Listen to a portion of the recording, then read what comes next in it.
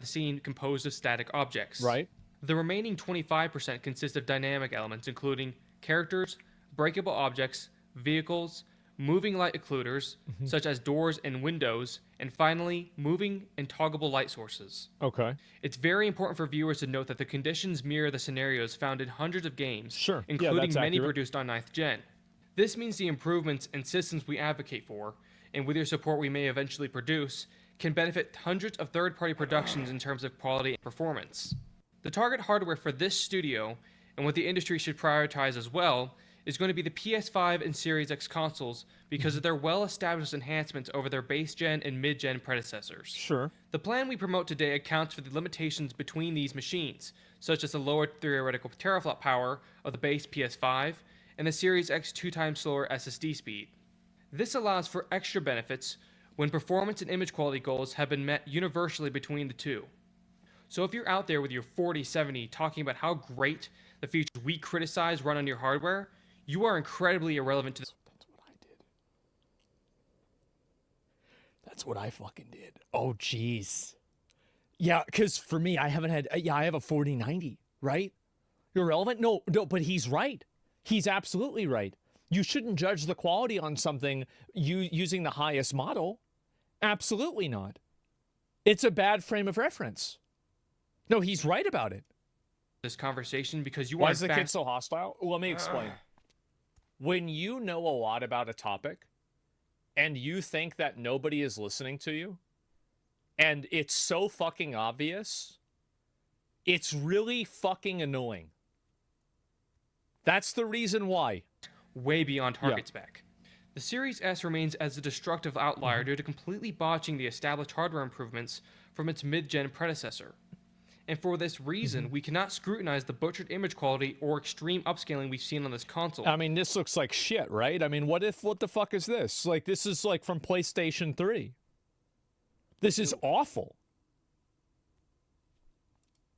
Since there doesn't seem to be enforced image quality Yeah, look at standards, we believe the Series S should not dictate or limit the progress of visual standards for the truly hardware-enhanced machines. Now, let's discuss the appropriate target resolution and frame rate, because I find the performance or resolution mode trend to be a very poor approach to modern hardware utilization. Thank you. I think the entire idea that, like, you can only play it with, like, performance or like, what do you call it? Like, optimization, like visuals, it's so stupid. Consider the PS5 and PS4. On PS4, It's like you either most want the 8th game to generation look visuals bad or ran at play bad. 1080p, 30 FPS on a 1.9 What a teraflop great system. choice. To double the frame rate, twice the amount of power is needed, which fits comfortably in the PS5 hardware budget, leaving large headroom for the much-needed 9th Cooked generation graphics, visual improvements. But resolution is a far more demanding challenge. Moving from 1080p to 4K requires 4 times the computational power, which consumes over half the available hardware resources. Maybe I'm just talking out of my ass, but I think that people don't really give a fuck about 4K. I think that the difference between 720 to 480 is like 5x more than from 1080 or from 1080 to 4K. Like 4K is nice, but most people that are playing PC games, especially, they're playing them on monitors that are less than 30 inches. I would say in most cases. So, like, what are you really doing with a 4K monitor resolution like that? Yeah, 1440? Yeah, for me, that's where I'm at, is I have 1440 as well. Just to maintain and I think the flawed appearance... And really, it's just so much better. And, like, going from that to 4K is, like, so minimal, it's not worth it. And limited complexity unless you're of like an 8th aficionado, right? Console visuals. You really care about and it. again, at only 30 FPS, which does not promote defined substantial improvement. But this compromise is completely unnecessary when you take into a whole new perspective on the situation. 60 FPS establishes... What is this, bro? Like, what year is it? What year is this? Like, what the fuck is going on? How do console players keep eating shit? Clear improvement from last gen without running up the hardware budget. Yeah. But what about resolution? From a financial perspective and a higher win ratio for consumers, we need to focus on the 4K and 1080p market. Instead of raising the resolution, which multiplies the cost of 60 FPS outside of hardware capabilities and tightly constrains the budget of enhanced visual techniques, the industry should focus on raising image quality via better anti-aliasing. This isn't a super original stance, but I'm going to bring a lot more context to the argument. I'm also saying we don't need AI or hardware upgrades to achieve this. Many 9th gen titles are being rendered below 1080p, so sticking to this resolution already logically improves quality here. 4K TVs can rely on integer I scaling think this is what some of the mods do as well. from a 1080p output in the worst case scenario. But 4K upscaling from 1080p could be a lot more simple and in turn a lot cleaner than the current approaches. But it's a big topic for an upcoming video. Okay. Now let's dive into global illumination. And we're taking a much closer look into the subject than the most popular video covering the topic. First, let's discuss why light maps are not viable for our use case. First, there is developer resistance.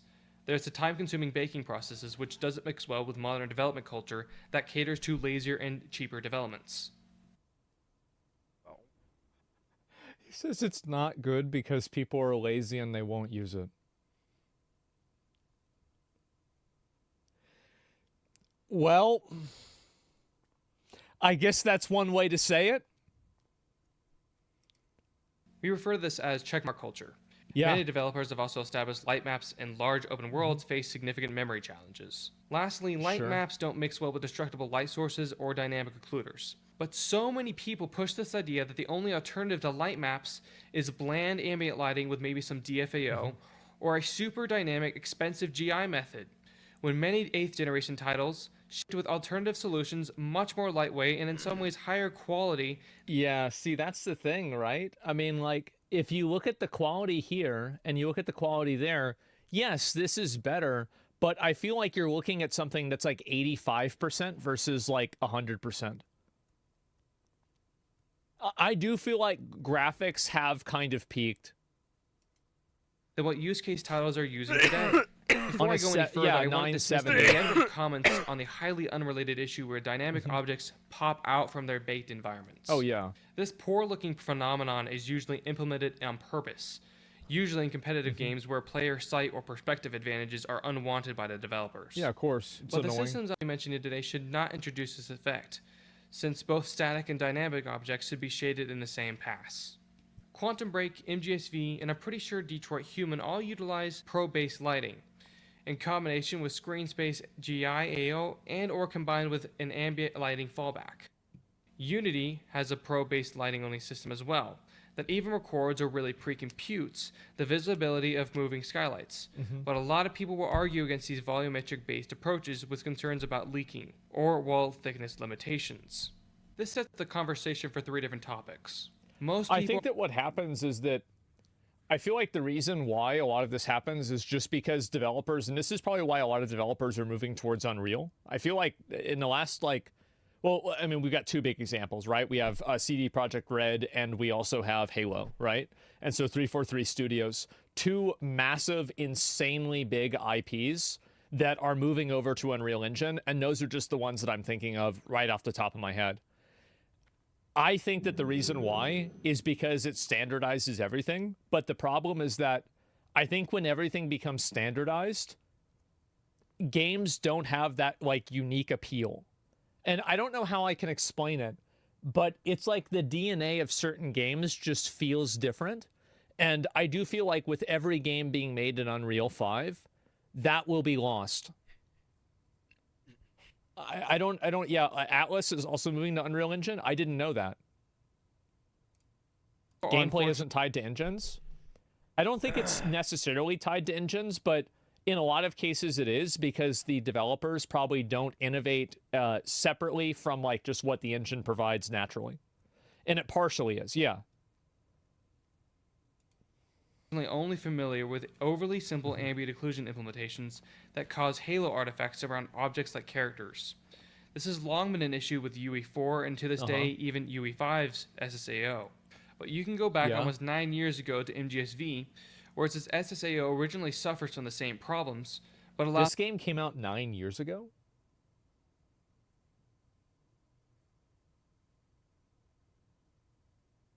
What the fuck happened?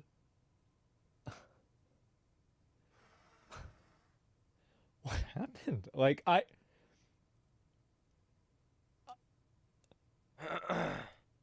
for driver-forced HBO+, a closed source technique, but often butchered, largely solves this halo problem at a dirt cheap price. Yeah.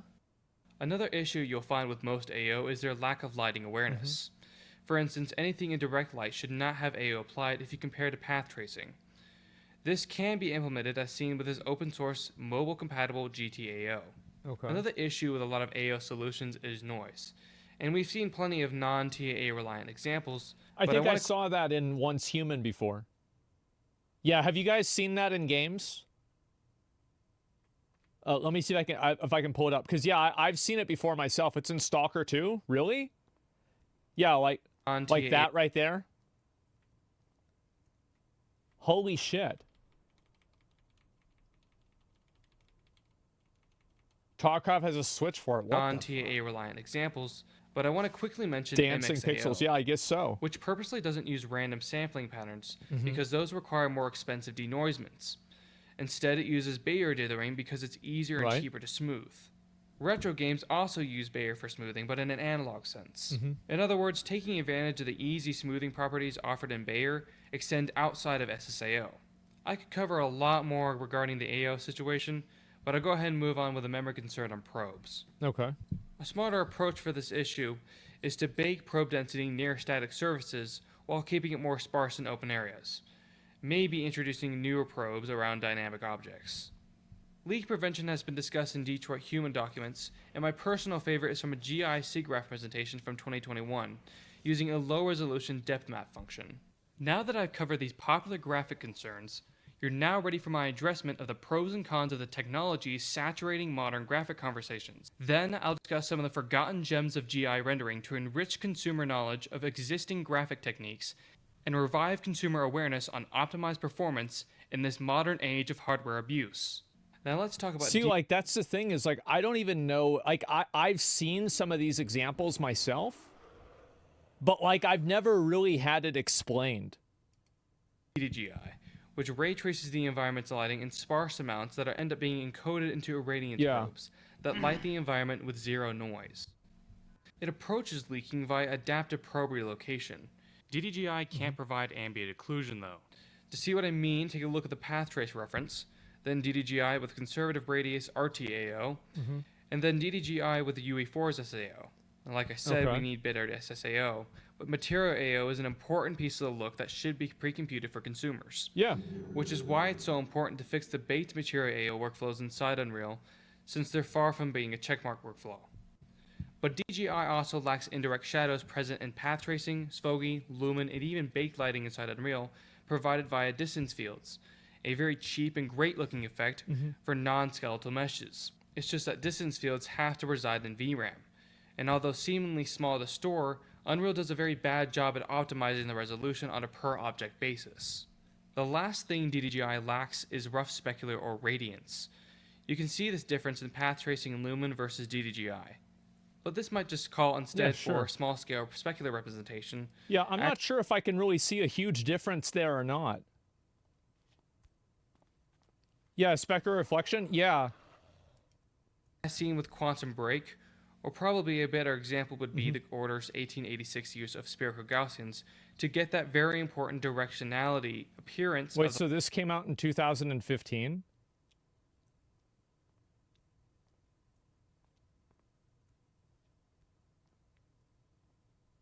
Something happened.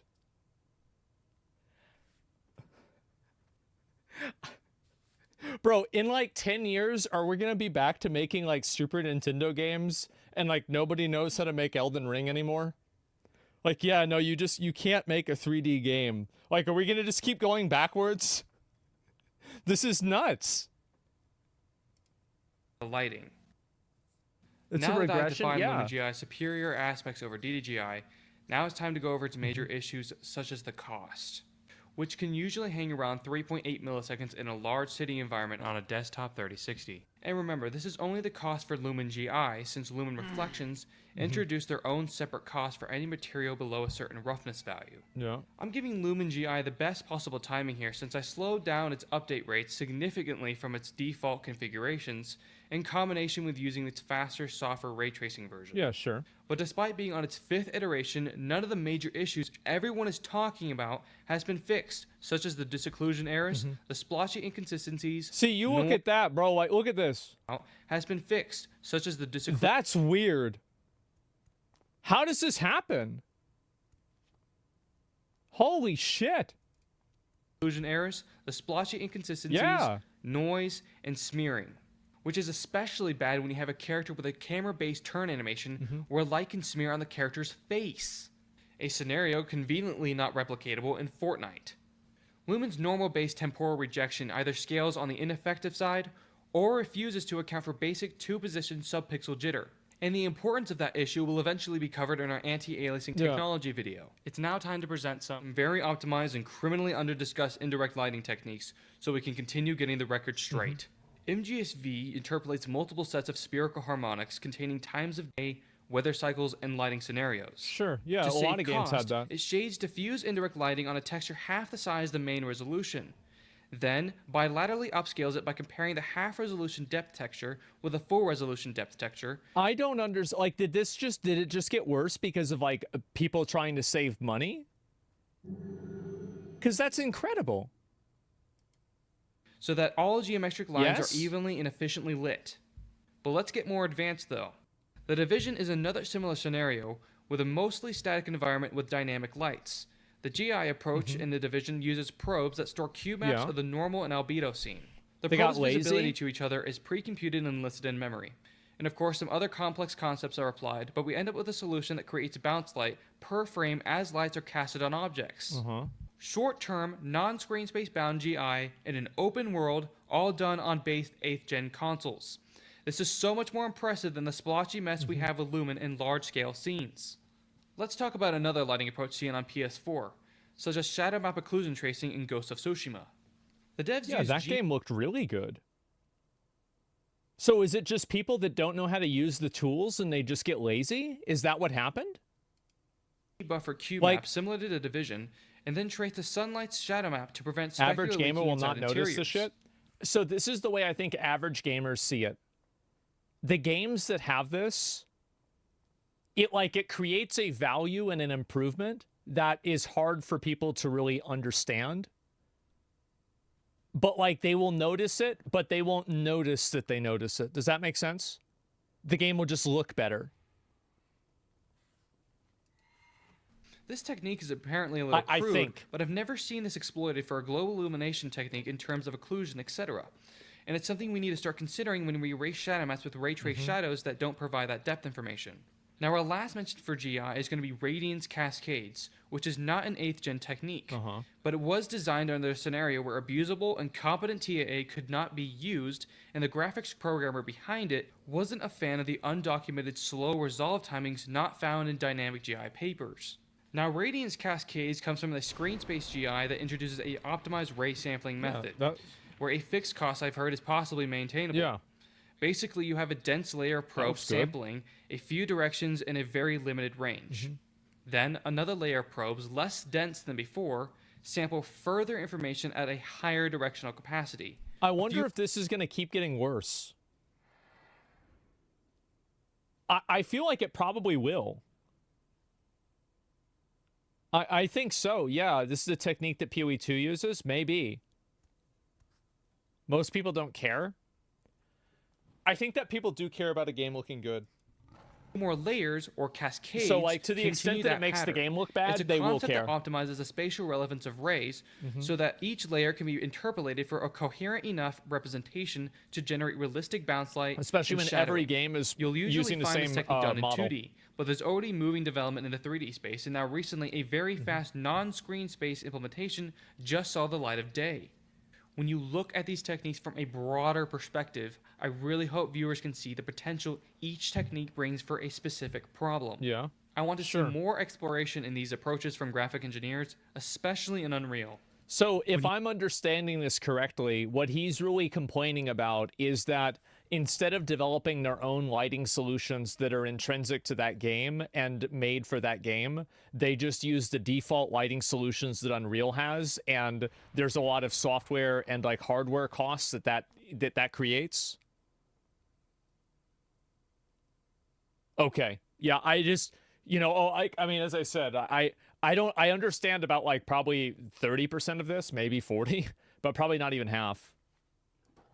You have an industry standard engine that is founded on temporal smear abuse and sustained Yeah, by I'm just being honest. Fortnite, a game where expensive dynamic GI is Yeah. actually justified because the environment is not static, but completely dynamic. We get games like Stalker 2 where the environment is static, but ends up performing and looking worse than it should in consumer hands. Really? Is this true? I never ran into this, but I have a 4090. Is this true? Fortunately, these legitimate problems will not be fixed or focused on by mainstream industry because there is no market incentive. Despite what I and many others consider peak abuse in performance and image quality standards, standout games will continue to thrive regardless as long as the majority of consumers excuse modern issues due to not knowing what's possible. I don't think that people notice it. And the issue with the lighting is like the other video with the like anti-aliasing and seeing how people kind of like ghost around in frames. I think that that's much easier for a person to understand because it's just easier to understand than lighting, right? Because lighting has like a degree of logic behind the understanding, whereas just being able to see a character moving and looking weird doesn't really take a lot. So yeah. Watch the newest video about the industry bullying him? Wait, what? Possible in graphics optimization or simply having zero hope in future improvement. Threat Interactive is that hope, and your subscription to the channel is pivotal in the success of our mission. So if you haven't, subscribe right now if you care about modern image quality and basic performance standards, because that will push our content to the majority of consumers. This is your opportunity to establish a market that is being taken advantage of and validated and ignored. And if it interests you, binge our information-packed content, starting with our first video on fake optimization. I think that the reason why a lot of people don't like this guy is because people like this guy from the perspective of people that are like lazy. I think in a lot of cases, people like him are inhibitors where they think that, well, we don't want to do everything that he wants because it lowers the quality or it costs more time or money. But the reality is that I think that with anybody who's like, have you guys ever been in a class, like this is probably true in like high school or like maybe college, where like there were people in the class that were like hyper invested and hyper fixated on it. And when things weren't going the way that they were supposed to be going, that person got really upset or annoyed about it, right? And like we had the nerd. Yeah, well, I mean, like that's like one way to say it. But yeah, he has no chill. I love it. Exactly, right? And so whenever I look at this guy, I see somebody who's like really opinionated and extremely in like what would I really call it? There's the video. Give it a like. I completely support these guys, by the way. I think that they're fighting a good fight. And they're very invested, and like his goal is to make the experience better for the user. And I think that the perceived hostility is coming from the frustration that of the idea that like other people don't want to do the same. Subject of stealth changes before the patch releases. We have gotten first the stealth change, of course, that for the release of this rather unimpressive 11.0.7. Hi guys, it's me again. Today we're going to talk about something that everybody has experienced, at least secondhand, and some people unknowingly have also experienced this firsthand as well. And that is going to be the decline of critical thought. This is something that I've been observing over the past 15 or 20 years or so, and I think that it's definitely started gaining momentum recently, and I want to explain and kind of talk about and explore why is that really happening. And this is a very popular topic in conversation in pop culture. There are things like idiocracy. There's the age-old question that people seem to be asking more often recently, which distilled down is something like, why are people so fucking retarded nowadays? And today, we're going to answer that question. And I actually think that there's a number of reasons for this that make a lot of sense. And the first thing you have to understand is that you have to understand that people need an identity. And that identity used to be tied to a religion, which, by the way, required you to do the exact same thing that secular ideology requires you to do as well. But the religion was a little bit more creative about it. And let's be honest, a burning bush is a little bit more exciting than climate change, isn't it? But I can show you guys how there's definitely a correlation there. And so anyway, this begins as a kid. And I think that nowadays kids, I mean, I feel bad for a kid nowadays. They're growing up, they're 2 and 3 years old, they're getting addicted to Cocoa Melon, then they get older, they've got Mr. Beast selling them, you know, chocolate when there's like, oh, well, this is supposed to be healthy and it's not. They get a little bit older, they start, you know, they turn 8 years old, they can finally write their name, and then by the time they turn 10, they learn about galaxy gas, and then they forget their name again. And so you think about it as a kid nowadays, and you're really getting spawn camped pretty hard. But anyway, here's another component to it that's very interesting. Critical thought, and I think thinking as a concept, and you can think about this with IQ tests. With IQ tests, this, you know, as with any conversation of nature versus nurture, it's often, a lot of times, some from column A, some from column B. It's a little bit of both. You can actually train yourself to become better at IQ tests to an extent. And I think that also what's happened is that people have trained themselves to not critically think. And I think that what's happened is that if you have, you know, your brain and you're thinking about things and you're trying to solve things out and reason them out, you train your brain. It's like a muscle, just like any other thing. And if you don't use it, you lose it. If you use your brain, you're able to use your brain more. And if you don't use your brain, you're not able to use your brain quite as much. And I think this has happened a lot, where people are effectively mentally AFK. And I think that they go AFK quite early on now in life. Because back whenever we were kids, and by we, I mean all of the other boomers that remember 3,000 years ago in 1990, and we were kids, and we would be told, you won't have a calculator in your pocket. By the way, Miss Williams, you're fucking wrong. Dumb bitch. I knew that she was dumb, and I was right. But anyway, that's not the point. The point is that we all learned how to do addition. We all learned how to do multiplication. We learned how to divide fractions. And learning math is learning logic. And learning logic is learning how to critically think. And now that there are so many tools, calculators, things that you can take a picture of it and it just automatically solves the equation on your math test, there are all of these tools that people have for them nowadays that effectively take different instances of critical thought that a person would have to do, and now that critical thought no longer has to occur.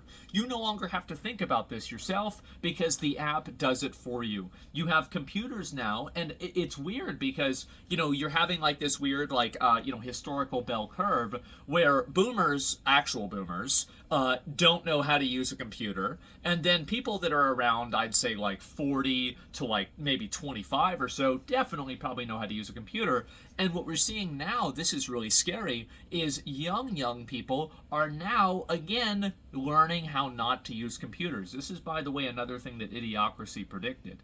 And it's that there would be a bunch of, you know, like, wow, these machines, how do they work? Nobody knows. Well, anyway, nowadays, kids, because these computers are so well designed, they don't really break as often as Windows 98 used to or Windows XP used to, and you don't have to go into CMD to release and renew your IP address every single time you get a new router. It just does that for its own. It does that on its own. It does that for itself. And because of that, people never really learn how to use computers. They don't really understand how the computer works. And I think that the problem with that, and I actually, and here's what's really crazy about that, is that I bet people that are 30 years older than me, 40 years older than me, would be saying this exact same thing about us with cars. Because now, every car, you don't have to open your hood to figure out the way that it works. All you have to do is plug it into a little USB thing or a connector at AutoZone. It gives you an error code, and then you take it to the mechanic, and the mechanic fixes it based off of the error code.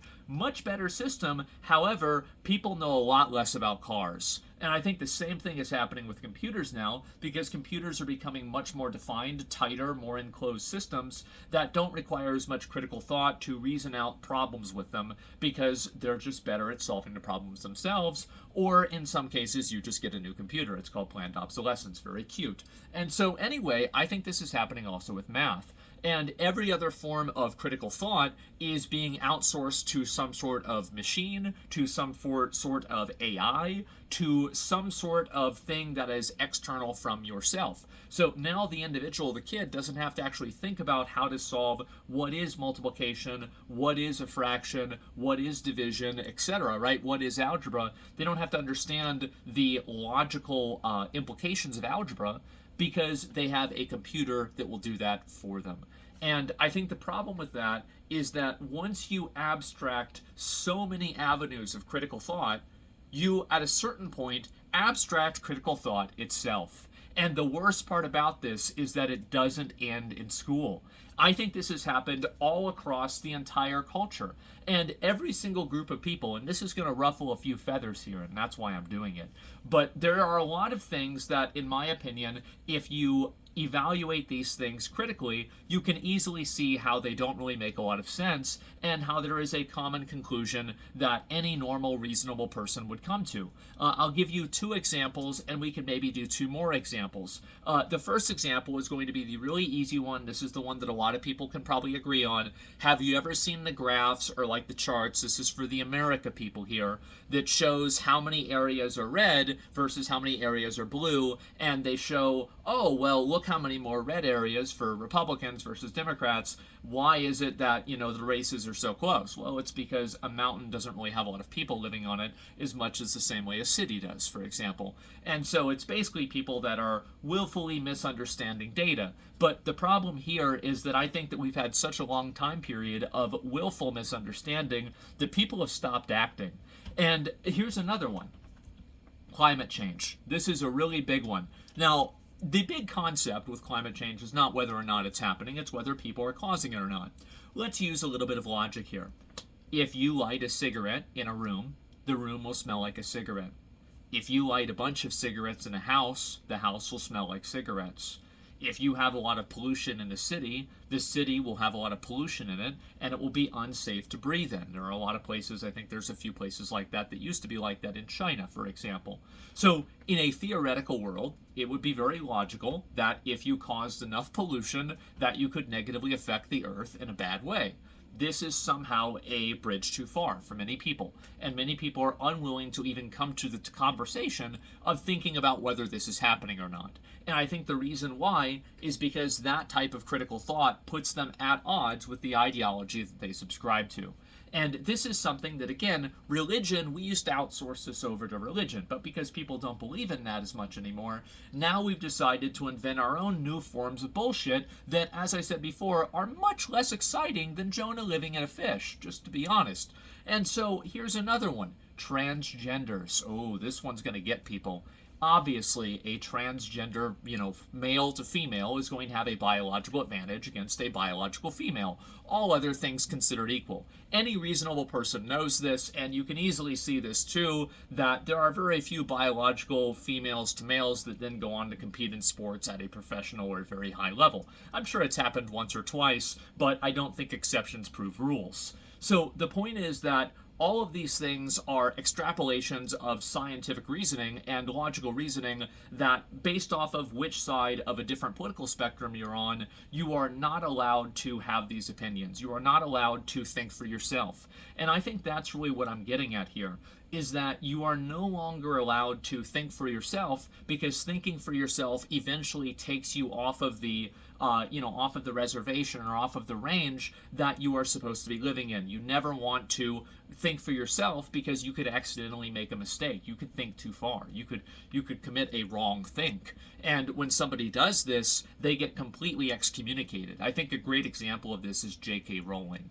J.K. Rowling said obviously the female experience is something that only biological females can experience in this unique way. Now, it doesn't mean trans women can't be women. It doesn't mean they shouldn't be treated like women, but the experience that trans women have is different than the experience that a biological woman has. This is a completely logical thing. I think that probably 90% of people think this, but people have to live with their mind in a cage and pretend like they don't. And what I think happens is that as soon as a person sees what happened to, let's say, J.K. Rowling, where she gets completely excommunicated by her group of people, right? Because she used to be a very, liberal person, etc. She got totally excommunicated. Everybody hates her now. And she also, by the way, got way more radicalized to the other side. So it does have a negative effect, too. But most importantly, the point that I'm making here is the fact that when you think for yourself, when you let your own experiences dictate the way that you see the world, you oftentimes come into a direct contradiction with the ideologies that you are part of. And people don't like to think. People don't like nuance. And I think this has always been true, right? I mean, we had Salem witch trials. They burnt Joan of Arc. Galileo was suppressed. I mean, we've always done this. But what's interesting nowadays is that it's done for a secular reason. And it's the interesting, circumstantial application of critical thinking when it's something that you've already agreed with the conclusion on. And I think that's what's really happened. And so you have people that are growing up in school and they ask questions, because, a kid thinks like, why is this way? And, oh, wait a minute, you can't ask that, you can't ask these, you can't think about it like this because this is the wrong way to think about it. And so now you're stepping outside of that box that you're supposed to stay in. And I think this also dovetails very well into the way that cults work. Now, a lot of cults, there is a turning point, right? When you're going from, the under level to the upper level of the cult. And this is the point where you are now given the arcane esoteric teachings of whatever madman decided to invent this cult. But before you do that, you have to do some form of initiation that oftentimes requires you to forego your own logic, forego your own thinking, disregard reality, and accept their version of reality as your reality. And the reason for that is it's a degree of commitment. How committed to you are you to this cause in order for you to fully be part of our in-group? And I think that now people are performing that initiation ritual at a mass level. They are basically performing the initiation ritual themselves for society to see, oh, wait a minute, this person is actually part of our team. And it becomes more important that you are following the line of thinking the group of people that you think are, or that you're part of. It's more important that you follow their line of thinking than you follow your own line of thinking. And I think that that's what's really led to the decline of critical thought. And so you have machines nowadays that think for you. So you're not exercising that critical thought. You don't need to troubleshoot anymore because the machine does that for you. And then you also have society that's actively trying to suppress every form of critical thought that you can possibly fucking have. Like, there are a lot of things that many people can always agree on, but because of political spin, it turns into being a controversial issue. I think things like lobbying or something like that, like gerrymandering, etc. But people contort themselves into doing gymnastics to justify them because these things are what is preferential or advantageous for their side. And I think that the more that you do that, the more that you practice not thinking for yourself. You practice not actually applying your own thought, not trying to evaluate things based off of your own experiences. And the worst of all is the fact that it's not that you're not thinking, it's that you're letting somebody else do the thinking for you. And I think that's what people want, by the way. I think that there is a primal human desire to take all of your existential problems and then give them to somebody else, and then they're going to tell you all the answers. You don't have to think about this shit anymore because that's really complicated, and it's much easier just to watch football or play video games. So the fact is that that's why I think that we're losing a lot of critical thought.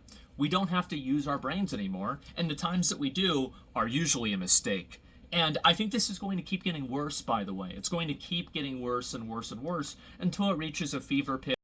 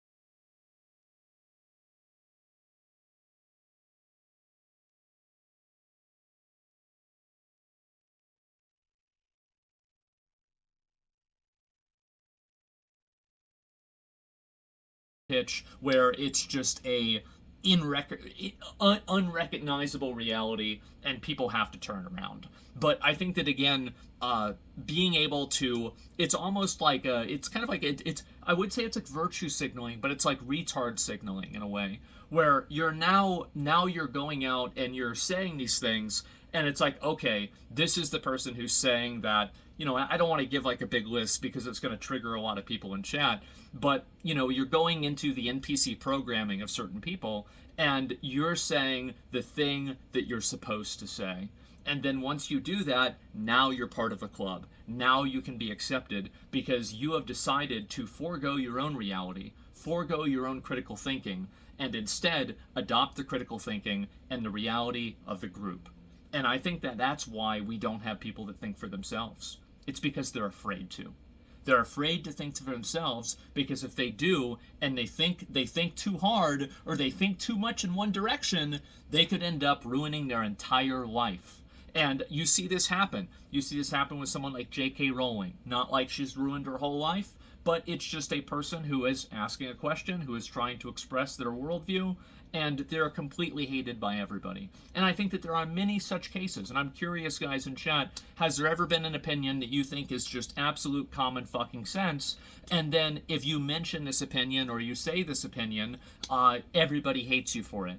And I think that the more of those that we discuss and we talk about, the more that we can get back to actually thinking as a form of coming to a conclusion rather than as a form of reverse engineering a conclusion. So it's like, instead of making up your mind on what's true and then trying to logically justify it, you should look at logic and try to, inductively decide what is actually the truth.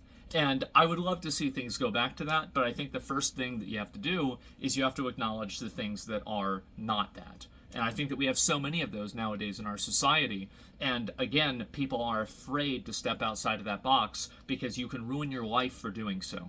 And you see many such examples on social media and on the news. And I think that kids, again, are just getting farmed because they never have to critically think because machines do everything for them.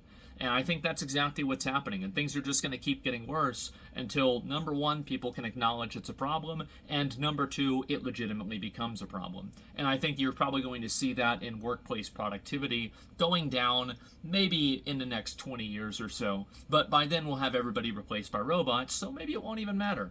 Either way, guys, that's what I think. So I'd be curious to hear, what is your example of something that is so critically obvious, but people try desperately to deny that it isn't true?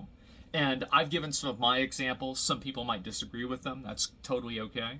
But, I think that many people have very similar examples. And I think that that is the real reason.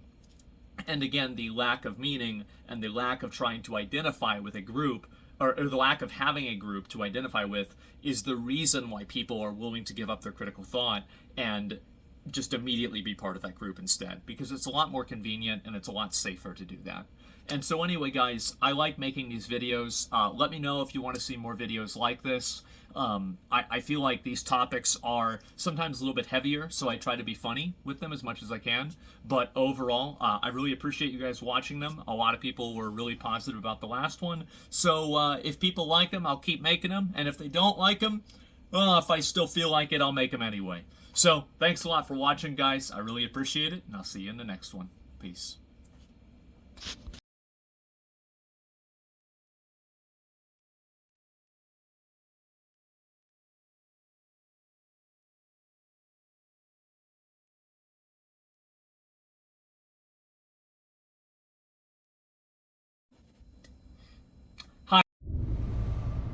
Yeah, you read the title and thumbnail right, Blizzard have actually done something different.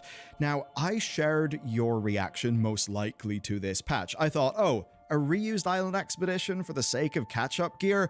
I get the team being scrappy, but I really hope this isn't low effort. And given some past minor patches, I think that's kind of fair. We actually know that Forbidden Reach was a Herculean effort put together by a small team in not that much time. But then something happened. We played the Siren Isle properly, and what we found was altogether different when we paid attention to the details. We found the best world building the Blizzard have shipped in years. I'm going to start with a story. Cersei stood alone facing the darkness that crept upon the Stormwind shore. Her blade shone, seemingly in defiance of the black blood that erupted after every swing. She shepherded her people to their destiny, but at this point, it seemed that all they would find was death. The abyss was birthing an endless army of scaled serpents, and the Iron Defenders had worn thin. Hemusul, the luminous heart, was in danger, so Cersei had no choice but to stand in her defense. As the siren song fell silent, Thrair gave his own last breath to tear apart the sky. At great cost, Cersei's Isle, now called the Siren Isle, would forever be protected by the endless storm. And that is just a very small part of Cersei's story, and hers is just one of many that we find in the Isle, and they are well told.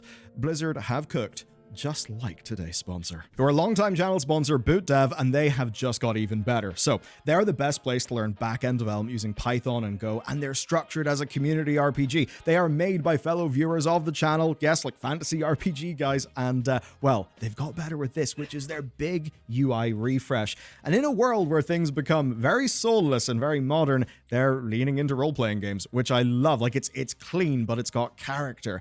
And they're keeping on doing that. As an example, another new feature is called Spellbook, and it is so cool. As you're progressing through your different modules, you unlock new Spellbook pages. They're all fully searchable, they're full of concept explainers, documentation, code examples, and you can access it all with just a simple press of a hotkey, and it all unlocks as you progress, which is really cool for learning. And it's what I love about their platform, where it's designed as basically a journey and an experience, not just a product, which I think is killer for learning.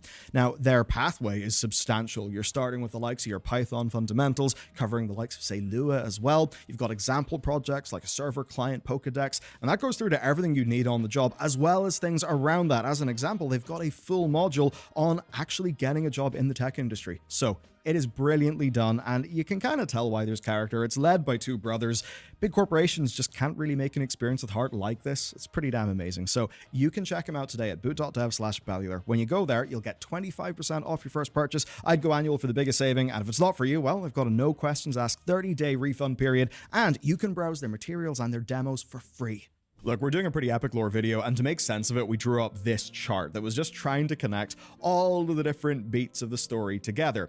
And I say trying because we genuinely had to put it together, do some detective work. And no, this is not some sort of big spoiler video.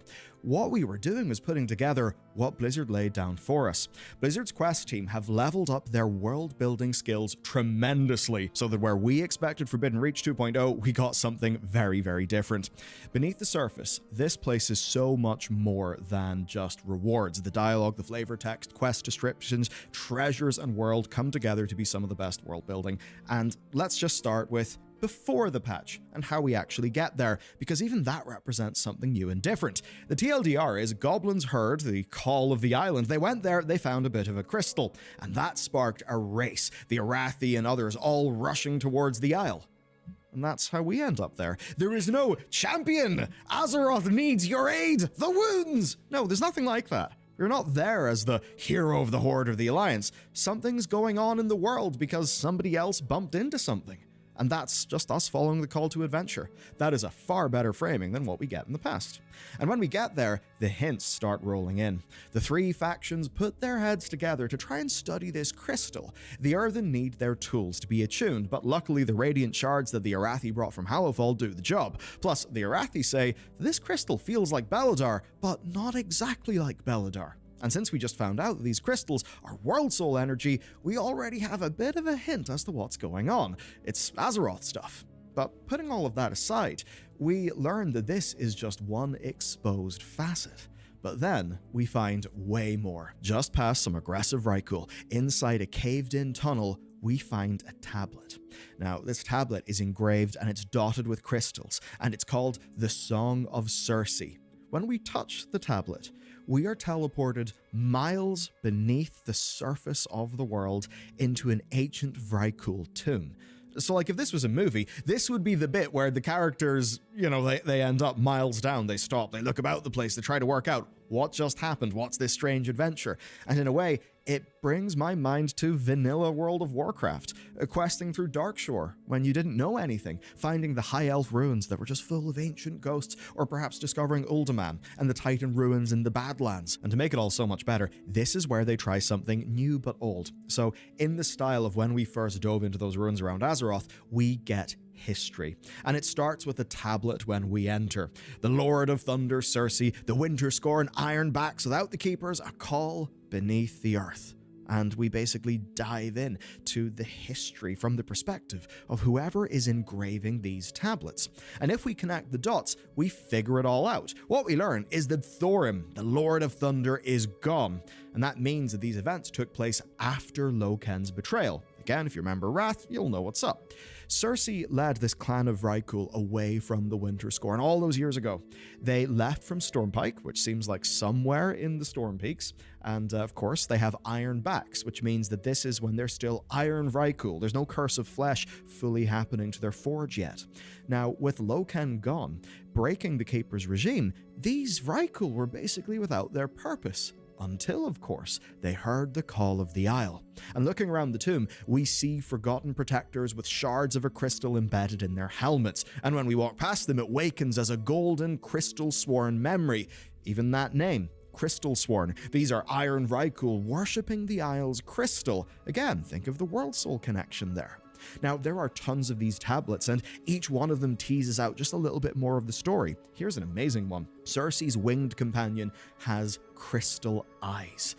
Together, these Rykul found what they named Humasul, trying my best at a bit of a Norwegian pronunciation, and that translates to the luminous heart that was calm, graceful, and the source of the call that drew them to the Isle.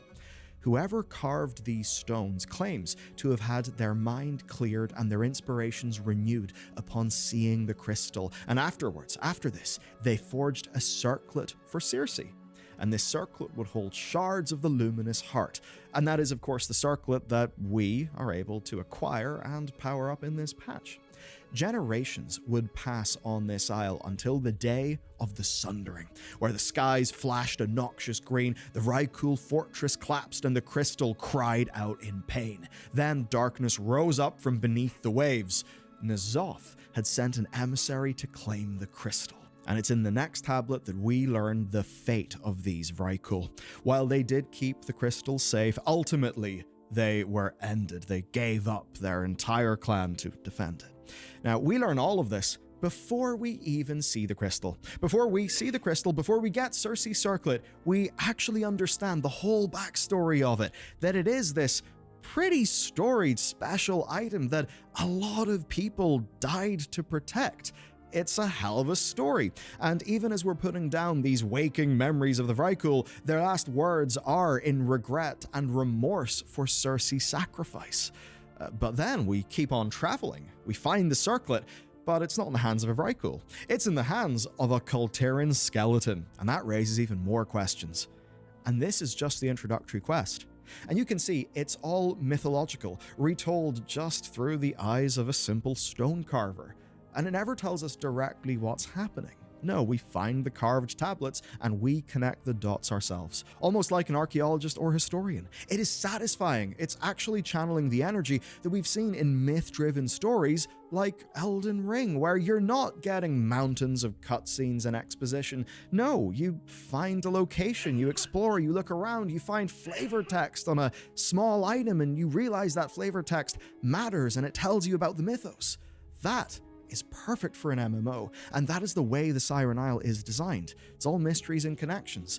Say, the Kultiran skeleton. Through a handful of quests, that has us uncovering just the story of their crude attempts to document the expedition.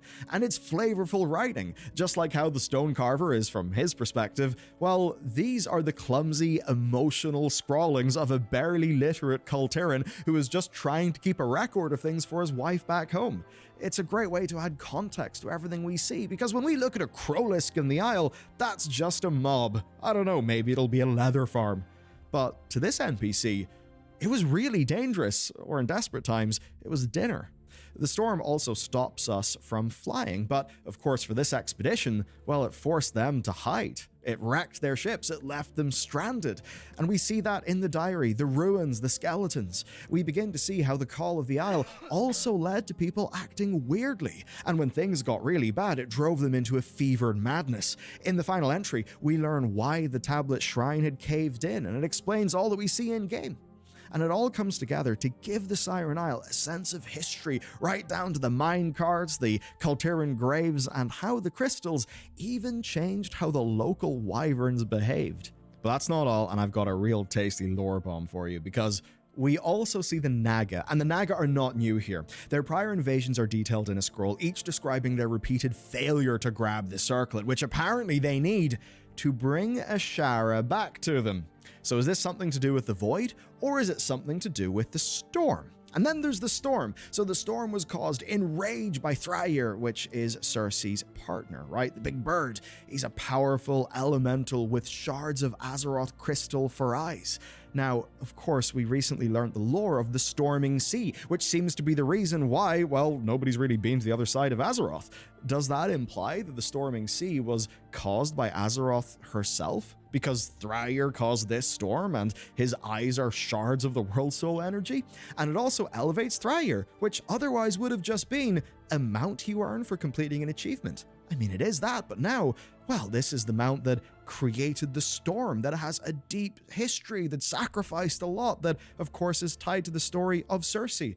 The circlet, everything just ties together. I think that is wonderful. And the Naga stuff also confirms something else. Oh, this is good. There are Naga on the other side of the Storming Sea. This is a huge revelation. Sky Captain Lancecat even tells us that she has experience fighting the Naga in Imperial waters. So that's pretty neat. But of course, patch 11.1 is called Undermined. It's got goblins, and on the topic of goblins, there's interesting stuff too. And that's because if you pay attention, you'll find out that the Hosen have came across Kaja Cola. That's rather fitting because Kajamite, when exposed to the goblins, actually gave them their intellect. And it's also made the Hosen a little bit more smart. They've even started trying to write poetry. Pretty dangerous if the monkeys actually start writing poetry and it ends up being good. Now, there's of course the invading Vrykul.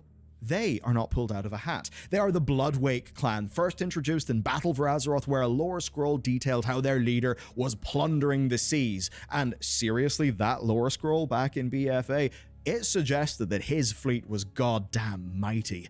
So it's cool to see them be active again. And it certainly means, oh, we could get those Vrykul in the future. And in fighting them, we learned that to them, the isle is called Cyrindal. Now, Dal means valley in Norwegian, a little bit like Dale in English, so if you think about it, it translates to Siren's Valley. Of course, you also notice that Cersei's name starts with the same three letters, CYR. It's just lovely how Blizzard have made this all click together. It started as an unused island expedition, but they made it into something more. They absolutely goddamn nailed the world building. Whenever Blizzard talk about fleshing out an unknown period of Azeroth's history, I mean, this kind of thing is exactly what they meant. So, since Wrath of the Lich King, it's often felt less and less like we've been exploring Azeroth. We've been exploring these sort of little random things that have been added, but here with the Siren Isle, we've explored Azeroth again. People's reactions were just along the lines of lazy devs, reused content, awful. Look at The Legend of Zelda Tears of the Kingdom. It's got the same Hyrule. They didn't spend their time remaking the basic overworld of Hyrule again. They already had one from Breath of the Wild, so they kept it.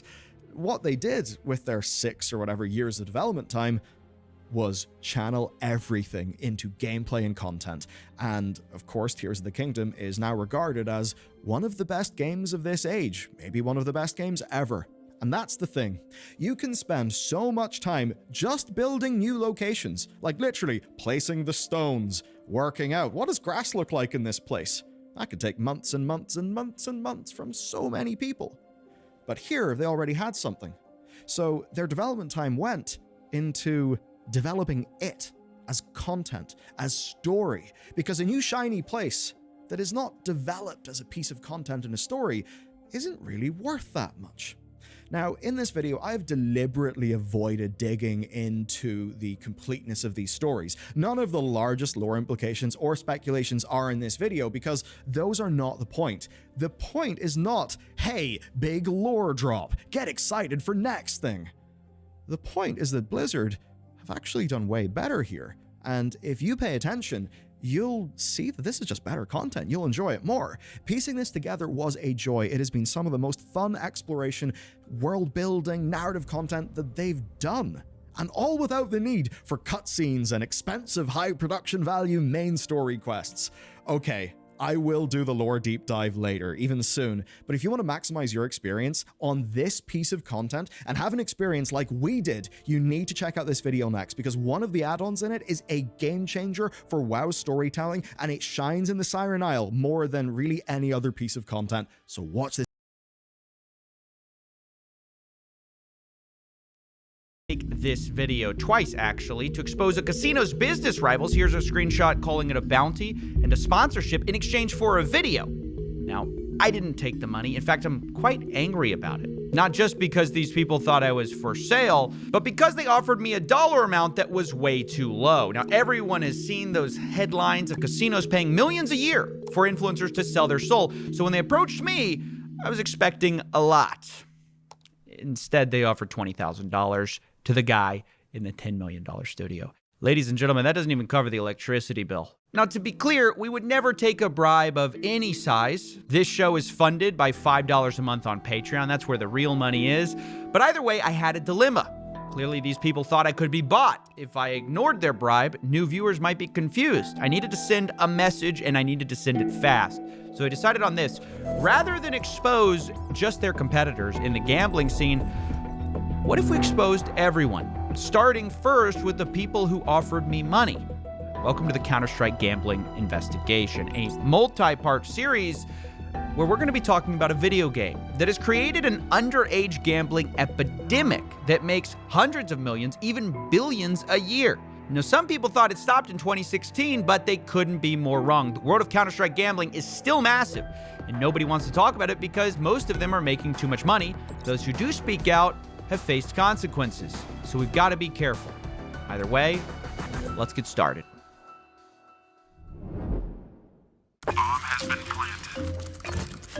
I've gotta say, Coffee, I'm really proud you're taking on the bad guys.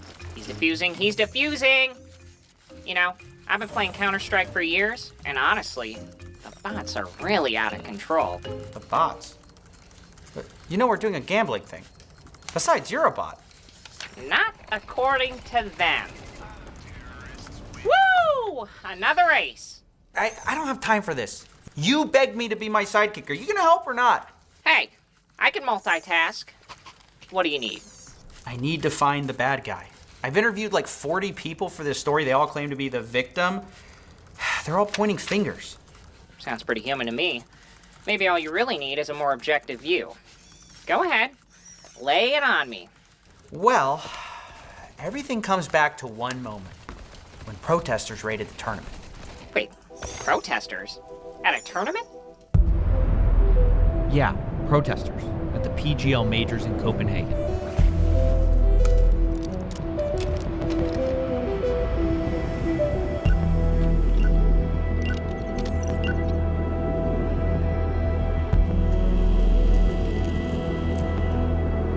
It was one of the biggest esports tournaments ever for Counter-Strike.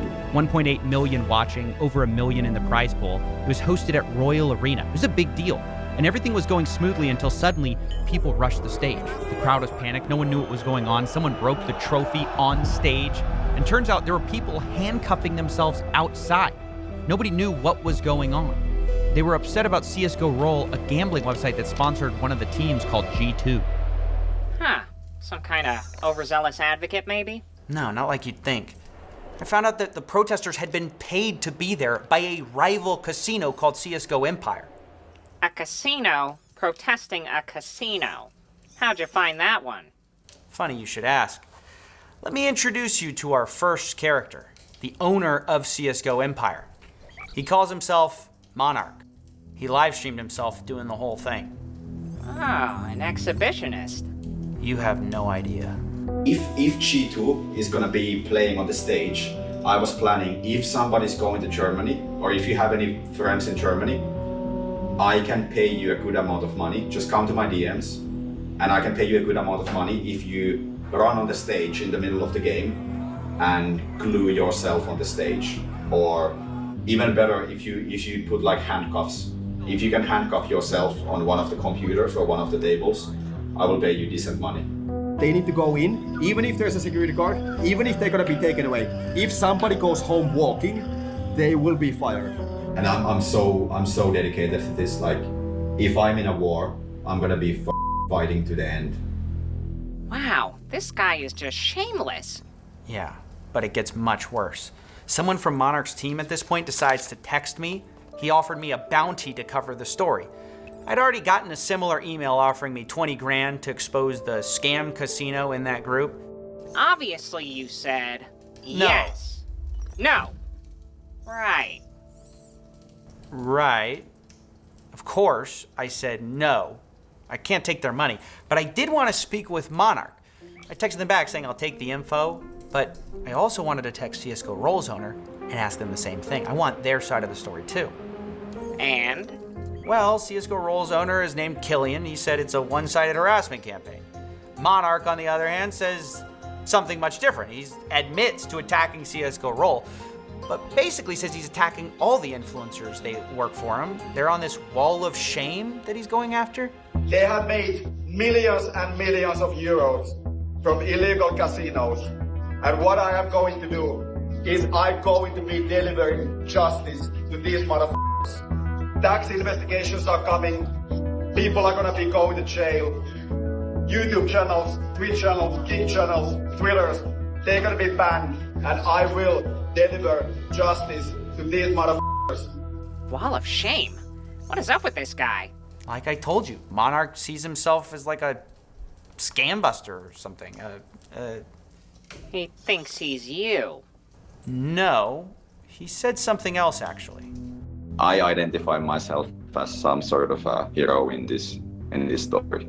It's very important to note actually that Killian is not the only target. Like we are having war with other sides as well. And I have a track record. Like before this CSGO drama, I've been doing this thing for many years actually. That's really his main defense. He does this to everyone. Maybe it's true. Maybe he's just got a screw loose. No, the attacks here are more personal. And I found out Killian and Monarch aren't just competitors, they used to be business partners. I made a company 10 years ago with Killian who stole my company. The second company I made, he bribed people to have my company shut down. The third company, which is my current big company, which I made all my money, bought my castles and he's been trying to do. Killian has been trying to do everything to take me down, get me arrested, get me killed. Killian is a f***ing psychopath, and these motherfuckers are Killian's minions, and I'm going to be taking down every single one of these motherfuckers. So Killian betrayed Monarch. Depends on who you believe. The point is, this isn't so much about justice, it's kind of about revenge. The beautiful thing about revenge is that there is no deadlines. You know, you can do it whenever. You know, life is long and you can do it whenever. By the way, I don't mind the guns and stuff. It's like just fun and games. What is coming for you is something different. There will be people going to prison. There will be severe consequences. There will be interesting stuff coming. Coffee, I'm starting to worry this is a BetterHelp segue into couples counseling. No, I wouldn't scam you. Look, I'm just trying to show who this guy is and what he wants. Look, I'm not trying to ruin your Mindhunter episode, but sometimes it really is as simple as an unhinged internet tough guy. Yeah, that's kind of what I thought too, but it's how people talked about this guy. When I interviewed them, they would just freeze when I mentioned his name. Honestly, it was bizarre. The thing that honestly upsets me about the whole Monarch thing, and this is what's been so hard about this story, people will not give their real opinion because everyone says they're scared. You and I were having a nice chat. Can't talk about the Monarchs. Why?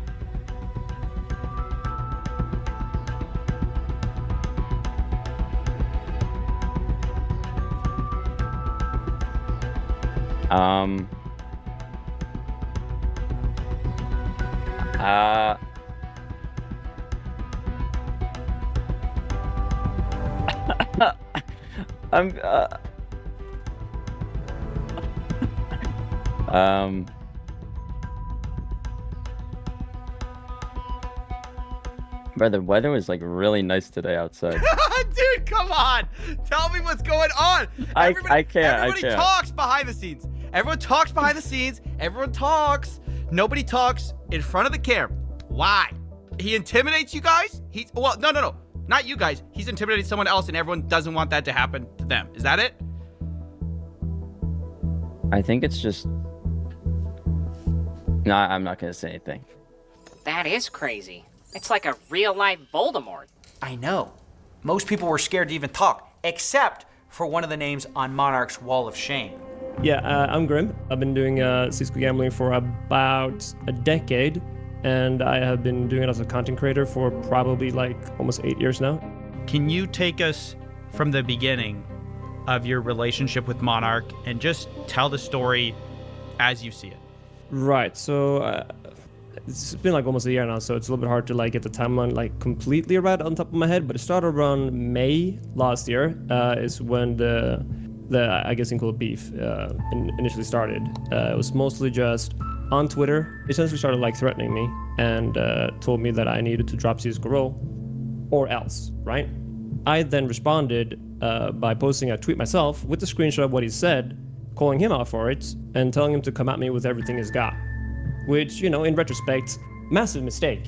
I've known him for a while, a few years before this. He's never done anything like this that I have seen before. He might have done it like privately without, like you said, you talk to other people that had similar stories, right? But I just haven't spoken about it. And I think maybe that's what has happened before. But that's initially how it went down, yeah. Is he DM'd me, I made my tweet, and he went after me ever since. So you say, come after me with everything you got. Yeah, I think I use the word full thrust because he keeps telling me every time he does something, was this full thrust enough? Like it's like stuck in his head that I use the term full thrust. Go all in, full thrust. If everybody goes full thrust, that's again when we go full thrust again. I started getting screenshots from people that are inside one of his Discord. He's got multiple ones that he uses for his quote-unquote cult, the Jofa cult he calls it, where they were talking about spraying some flyers around my city, this and that. A lot of crazy ones that he luckily didn't do, but then nothing really happened for a few months because this was back in May.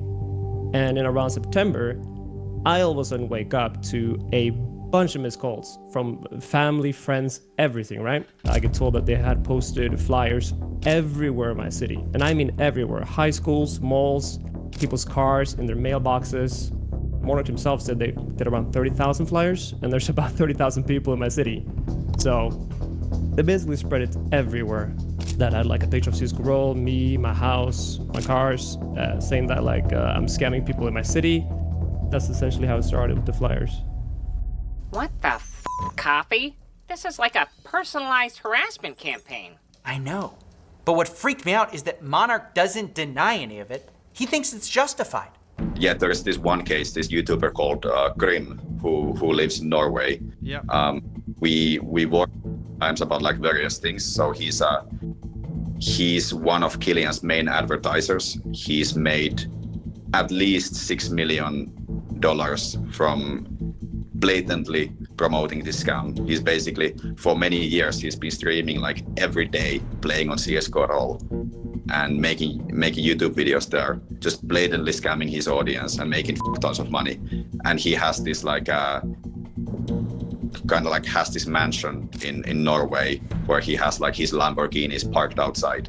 We gave these flyers to like the full town. The full town got these flyers that has Grim's face on it, and it explains like how he's made his money by scamming people. He just admits to it. Oh, he takes credit for a lot more than that. So what happened just a month ago now, when they sent 18 people to show up at my city, outside my door having a quote-unquote protest.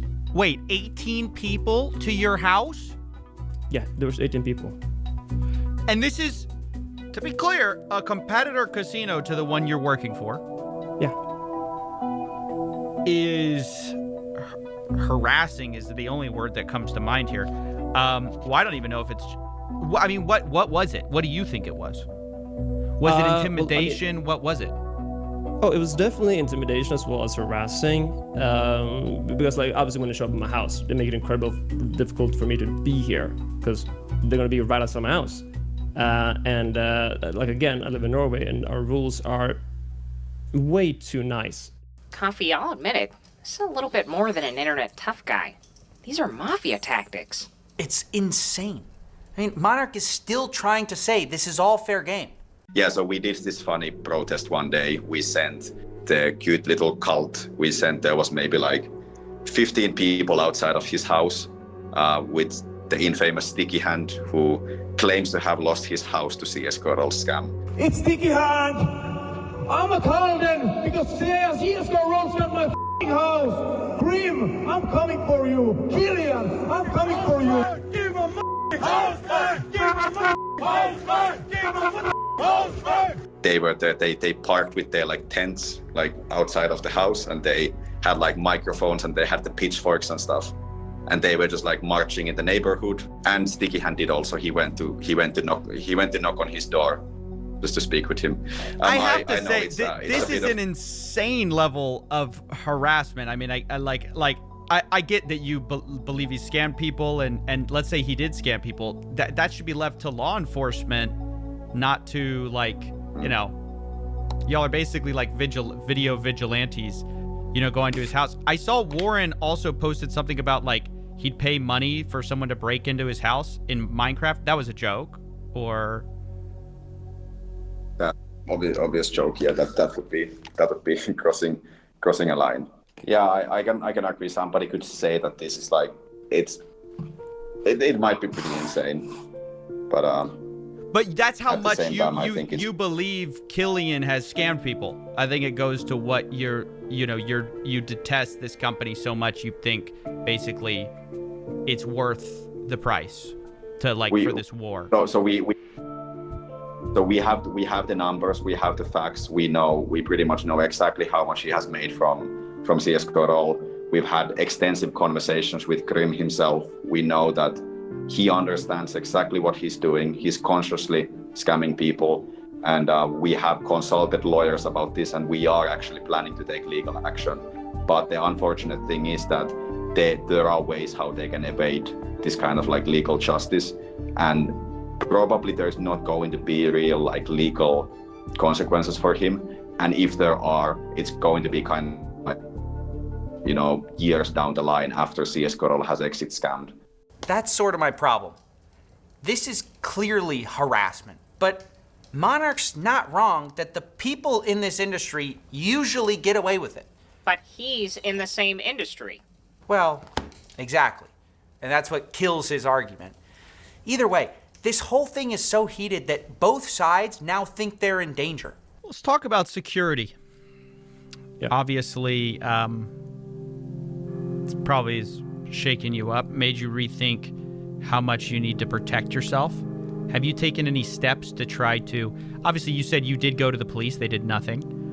What else did you do? Right now, I have 24/7 security sitting outside. So that's the precaution I have currently. That's expensive. Yeah, no, it is expensive. It is. Like, I'm not paying for it, but yes, it is expensive. I've heard the figures. Who is paying for it? CSGO is paying for it. So you got your rival casinos, and one is paying for 24/7 security for the influencer because an opponent casino is gonna go to their house and harass them and possibly do more. Yeah. Also, like I'm genuinely scared for my life. I'm genuinely scared for my family, like because of this whole thing. Like I am with like huge security guards, and I need to be like super careful. I don't really like. I need to be careful where I move, and I need to be super careful about like my location being doxxed. Because I think he has all the reasons to kill me. So Do you think he would cross that line? As you said, you would never do that. Do you think he would? No, knowing him as a person, he's pure evil, has no morals. It would be literally plus EV to get me killed. So now I'm doing my best to, first of all, not have my location leaked, but also I have like significant security because of that. That has to be a serious expense. I mean, it's like 24/7 security is expensive, right? I mean, it's not cheap. Plus, also like have to take a bunch of like precautions for my family as well.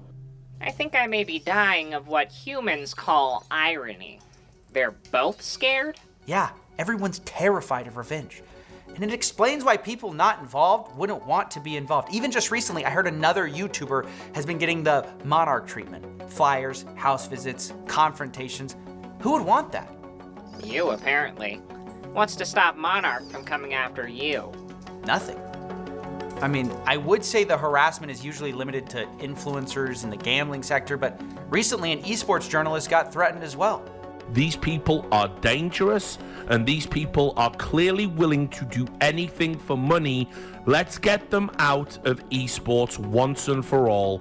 We are looking into it. We might actually do some legal action towards him, like some defamation lawsuit or whatever. I think it would be fun to do just for the lore, just for the memes, and it could be like this could be a fun marketing campaign. And for this reason, the cult is coming for Richard. I tried to confront Monarch on it. I also tried to confront him on this bounty thing. I'm going to do this story, and obviously I'm going to try to tell it how I tell all my stories, which is as neutral and like to the facts as possible. But I don't want anyone going after me either. I don't want anyone showing up at my house, to be very transparent with you. Yeah. I'll be transparent, and I'm not intending to send any sticky hands. So. Oh, I also have to say, did you know Warren offered me a bounty to do this story? I did not. Y'all shouldn't tell journalists that. That's not good. Y'all shouldn't pay people to do stories. Noted. Yeah, because it just makes it hard to, because I can't obviously can't accept that. That would completely compromise everything I stand for. To be like, it'd be biased. It'd bias me towards your side if I was to accept that. Okay. Yeah. Good. I just wanted to address it. And I respect your approach. See that you're a great journalist. Oh, how reassuring that someone you're making a video on likes you before the story. Yeah, I guess we'll see if he keeps his promise on that, but I also wanted to confront the guy who offered me $20,000 to do the story too. Let me guess. He dodged the question? Sort of.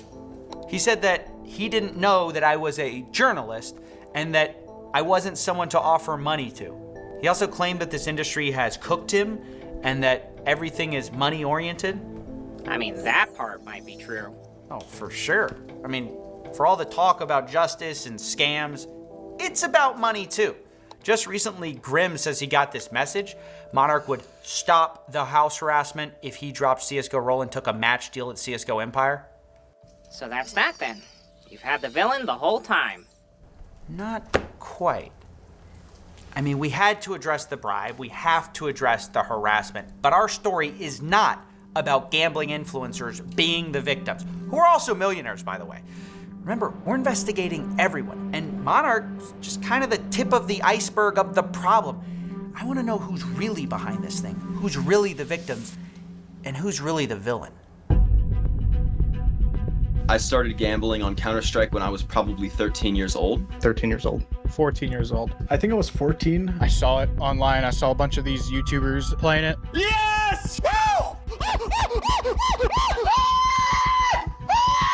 They see their favorite influencer playing on some third-party case opening site, and they just go deeper and deeper into this rabbit hole, and soon they are addicted. Maybe the solution isn't with the casinos at all. Maybe it's a good time to talk about the influencers who promote it instead.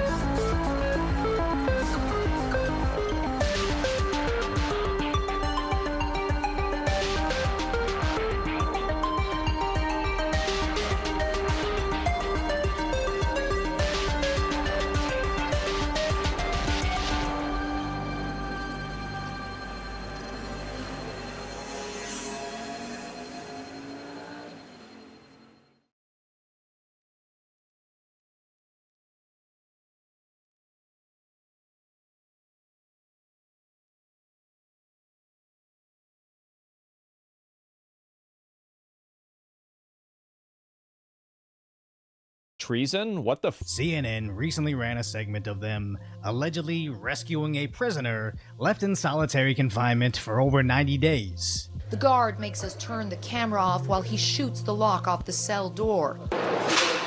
Damn. It's still not clear if there is something under the blanket. Oh, it moved. Is there someone there? Kick it. Is someone there? No, it's not.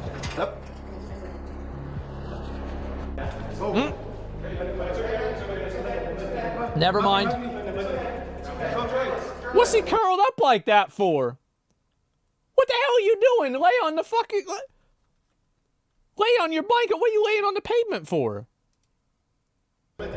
He tells the fighter he's from the city of Humps and has been in the cell for 3 months.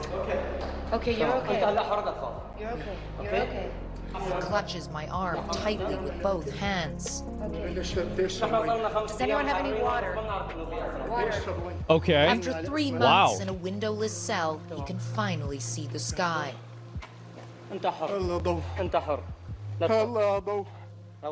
Now, this would be seen as a triumphant moment in journalism if it wasn't for the fact that they just freed a notorious torturer. There's a good chance.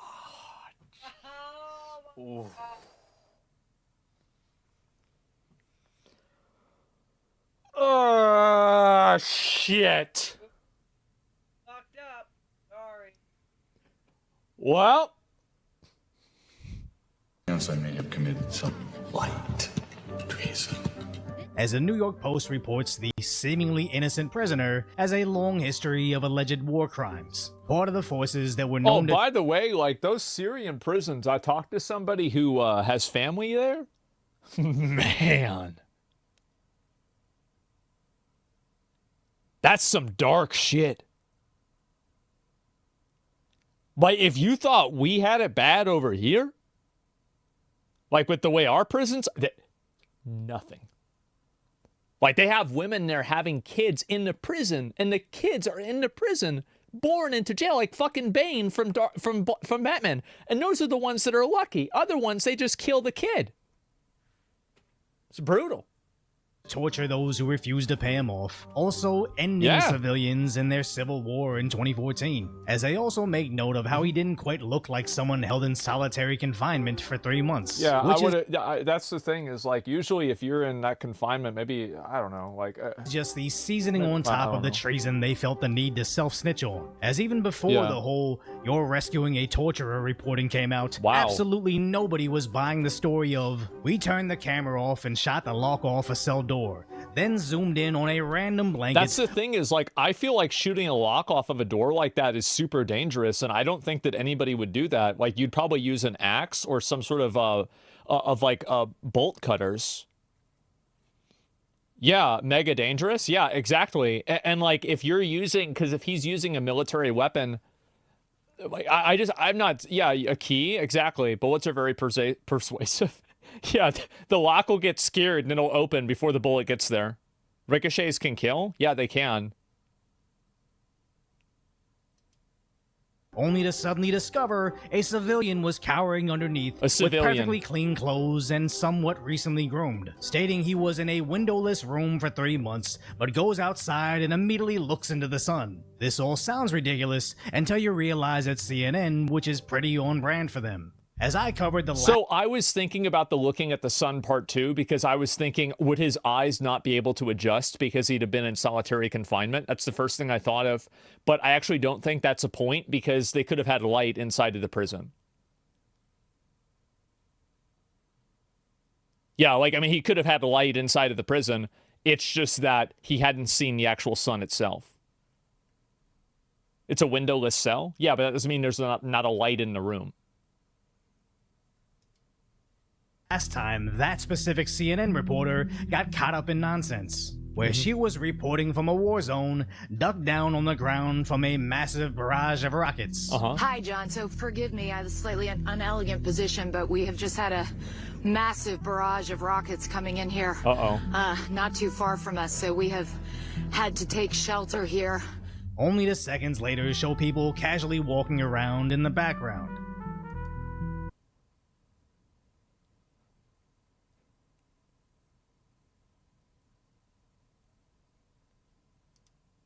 to which she was being confronted over her reporting. Where's your humanity? Where? Where is your humanity? You liar! You liar! And wasn't the only CNN. Somebody needs to hold these people accountable because they're misleading an entire nation of people in misunderstanding what is happening in the world. And that misunderstanding translates into voting preferences that ends up killing millions of people. I think there needs to be a degree of accountability for this. It's really bad. Propaganda is insane. And journalists to be ran off the street. You are not welcome here. Would you support us? CNN. CNN. Fucking based. CNN treats world events like the tabloids cover celebrity gossip. What they report doesn't necessarily have to be rooted in truth, as long as they make it look some. And you got to keep in mind that guy's educated, because anybody that's over there, like, and knows English too, like, that's not their native language over there, as far as I know. It's like these people are educated. Somewhat believable to the lowest information viewer, as they treat their viewers like goldfish. The people who said that he was a Hitler lover weren't Democrats, they were Republicans. People who said that he was a fascist weren't Democrats, they were Republicans who worked for him. Fear-mongering or fabricated narratives they made. Why is Donald Trump telling women he will do things whether they like it or not? Oh, this sounds like it's gonna be another lawsuit soon. Uh-oh. Oh, yeah. Your body, my choice forever. Bro. It's crazy how popular that got. It was. Oh my God, remember this? Yeah. John, that is grossly inaccurate what you just played. Play the full clip. Play it in its context. And that wasn't the only occurrence. Uh-oh, well, they can't do that. Especially for the kind of country that's going to be using the military against our own citizens. This kind of thing concerns me. What do you mean use against our own citizens? I'm talking about sending... Blue states behave. What do you mean? What are you talking about? I'm talking about sending the military into blue states to make them behave. Getting Gavin Newsom under control, getting J.P. Pritzker under control, what are you making sure... I've got to say that if you told a bunch of Trump voters that Trump is going to invade California with the military and put Gavin Newsom under military arrest, I feel like... I mean, I'm not going to say it, but I have a feeling what that response would be. What are you talking about sitting into the state capitol to commandeer the state government? I mean, I hope not, but he's definitely talked about that. And they don't just make up hypotheticals, they're actually antithetical to getting the truth. As remember when Trump almost got taken out? CNN reported it as Secret Service rushing Trump off the stage, as Trump just fell to the ground amid loud bangs. And if it was... That was the one that I actually gave CNN a bit of credit for, because they didn't want to announce it was a shooting until they were absolutely certain. I think that one would be okay, but the problem is that it's one maybe in a sea of lies. And so it's like, how are people going to believe that they were doing this out of the abundance of caution when so many other cases that were an abundance of lies? It's premature reporting. Exactly, right? It was pretty obvious, to be fair, what happened. No, I understand that. It's too gracious with them? No, I'm not. I'm not gracious at all. I just think this is the one exception that I wasn't crazy about getting mad about this one. That's all. For free social media like X and videos like mine on YouTube, if you only watch CNN, you would just think Trump fell to the ground when he heard a loud bang, which just goes to show that CNN isn't so much reporting the news as they're reporting a corporate pre-approved narrative. This wasn't even the first time. That's the bad one. Like, again, that can be contentious. We can debate about that. It's not a big deal. But I'll tell you, that's probably the only point. That's the only point of debate. This right here, I wish Joe Rogan would have sued them for this. I do. I wish you would have sued, because I think that these people need to have a degree of accountability when they're publishing things that are just not even true. Yeah, you can't defend this. it was this obvious, as back in 2021, they showed Joe Rogan getting COVID, looking sickly and green. When the video Rogan originally posted... He looks totally... Look at this! Who does this? It's like, this is real life? This is Gears of War. Had him looking much healthier and normal. And again, this was something I covered on this channel as it was happening. And I was just starting my YouTube channel at the time, which was not only a red pill moment for my listeners, but for myself too. As at the time, I remember seeing this clip from I had this happen too. Like, I remember my red pill moment with the media was the way that the media reported Occupy Wall Street. Like, that was when I realized that it was total bullshit. Because, like, I was too young to really fully understand, like, the media misrepresentation of, like, Iraq. But by the time Occupy Wall Street happened, that was where I was like, wait a minute, hold up. Uh-oh. Uh-oh. Oh. Very popular YouTuber I would watch, mocking people who do their own research. I did my own research. I have to say that I find it to be incredibly ironic that the woman who's making a video that's caricaturing people who did their own research didn't do her own research on the sponsor for BetterHelp because it actually caused people to kill themselves. I think there's an irony in that.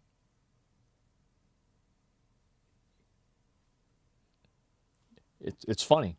I'm gonna stop you right there. What do you mean by you did your own research? Did you look at credible sites like New York Times and NPR, or are we talking opinion editorial pieces from Medium? Okay, dude, you don't have to be Shouldn't she be looking like with her head like this? Because there's no continuity in this. She really did it wrong. I think where I would have been had I not been doing this channel and conducting my own spooky research. As a normie, I likely would have accepted the train of thought of only listening to trusted... Well, this is what people do, right? I mean, this is the normie brain. The internet's not a credible source? Yeah, right. The credible source is the news company that's owned by a billionaire. Sources like the New York Times or NPR, only for them to end up the same as CNN and be wrong about social distancing. Turns out the experts just made it up. Wrong about the shots, as there was no data saying it would stop the spread, and basically wrong about everything that was making their corporate sponsors billions of dollars during I think that was the red pill moment for a lot of people was COVID. I think that COVID red pilled more people than probably anything did since... I think that the Iraq thing is what red pilled people against like the, like the Republicans back then. But I was too young to really fully experience that. And I think this was the new version of that. And I think this one, in fact, is even worse because it had a convergence of governmental and private industry that are working together to create a consensus like control. Against military industrial complex? Yeah, mine was Bernie getting screwed over. Yeah, for sure. And like at that point, I feel like, I mean, see, for me, I that wasn't my red pill moment because I already had that happen with Ron Paul. Like I have like Ron Paul posters from like 2008 and 2012 in my closet. And so like, yeah, by the time Bernie, I'm like first time, right? Like, yeah, this has already happened. Lockdowns. So I don't think any lesser of anybody that originally bought into what the mainstream narrative was, as I see believing CNN or NPR like people that still use Internet Explorer or Internet Edge or whatever they're calling it now. As the only people that are still using it are the people who got it by default, but never took the time to see if there was something better out there. And just because I'm terminally online doesn't mean I fault those who have a life outside of the internet, as that does sound nice. But after years of constant lies, misrepresentations, and now... I think COVID woke a lot of people up. And I think also because people had a lot more time during COVID, because many people were working from home or unemployed, it gave them the time to actually look some of this stuff up.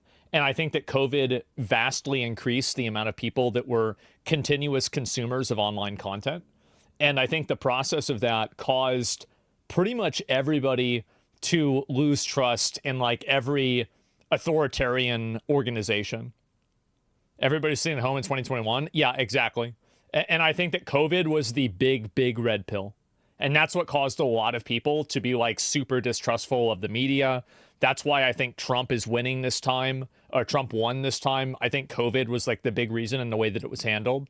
And I think it's just a vibe, really, too. At the same time, COVID could have been much worse. People can't perceive theoreticals.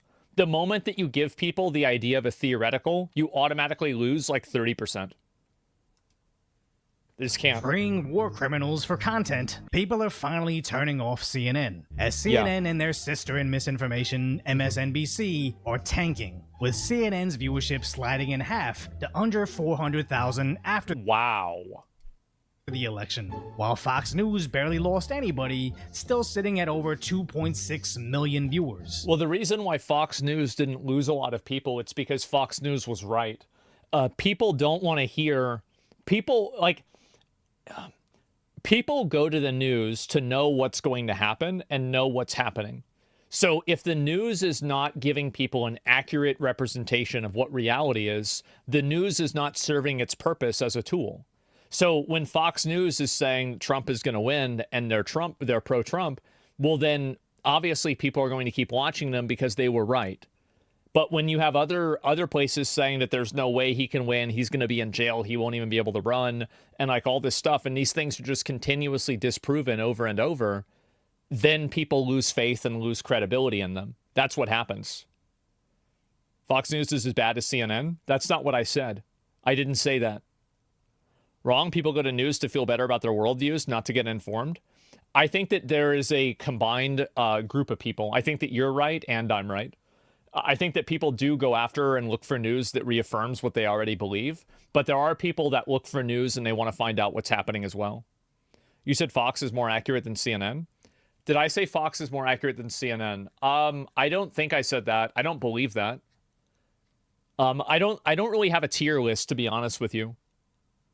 Like I feel like all of them, like Fox, MSNBC, NBC, CNN, I think they're all bad. Like, if you want to talk about like one being bad than the other, like, I mean, I guess, yeah, we could have that conversation if you want, but I don't really care a whole lot about it. I think all mainstream media is biased and bad. You said they were more accurate about the election outcome? Oh, they were. Yeah, they were. That's just the truth. Like, so Fox was more accurate about the election outcome, less accurate about the last election outcome. That's why they paid hundreds of millions of dollars. Yes. Let's live in reality, guys. Let's just live in reality. That's all I'm asking. As Fox blasts CNN for getting beaten by the Food Network in primetime viewership. Jesus. The numbers don't lie, and apparently Americans would rather watch cooking competitions than whatever well, fake I could news believe that. CNN Anybody can could believe that. As I often joke about getting more views than CNN, but after 3 years of being on YouTube, sure, I'm not perfect and I've gotten things wrong, but I've never... I don't think that individuals are getting more views than CNN. I think that it's people that are not able to accurately look at the viewership. So there's a number of demographics. It's a streamer thing, doesn't matter, right? But like, I don't think that's entirely true. Maliciously misled my listeners, or at the very least, I've never staged rescuing a war criminal from captivity with the production quality and acting of a High School Musical. No. As at this point, watching CNN actually makes you dumber and more misinformed than if you watched nothing at all. And years ago, Denzel Washington... He was so... Oh my God. Put it best I remember this. after fake news was written about him. If you don't read the newspaper, you're uninformed. If you do read it, you're misinformed. We live in She goes, Yeah, there it is. a society now where it's just first. Who cares? Get it out there. We don't care who it hurts. We don't care who we destroy. Yeah. We don't care if it's true. Just say it. Sell it. Anything you practice, you'll get good at. So if you appreciate They my sure concise, lighthearted coverage on Yep. the tragic status of today's reality, hopefully Yep. I've earned your subscription, then go check out don't the get it? video on how even conservative wanna news get it. networks are getting pretty creepy. Oh, yeah, I saw a little bit about this. I don't even know what happened there. They don't understand. You're on some schizo? Yeah, I mean, there it is. So Denzel's the GOAT? Yeah, 100%. No, this video is really good. So they broke this, they staged this guy. Oh my God. Look at him. Oh, wow. Does anyone have any water? After 3 months in a windowless cell, he can finally see the sky.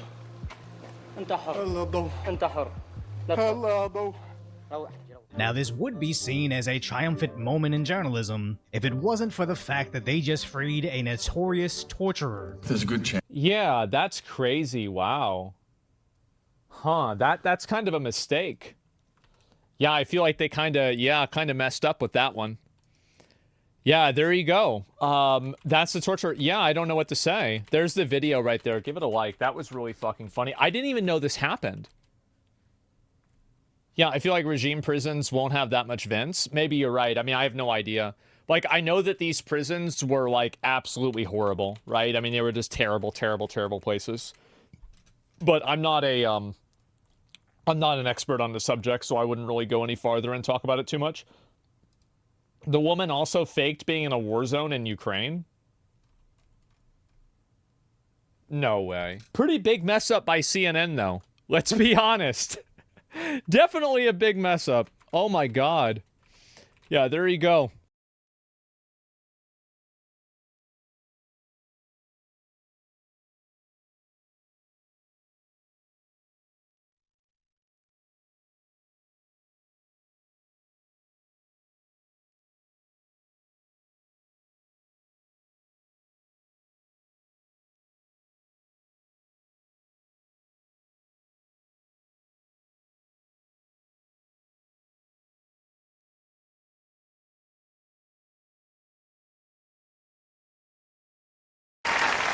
The rake.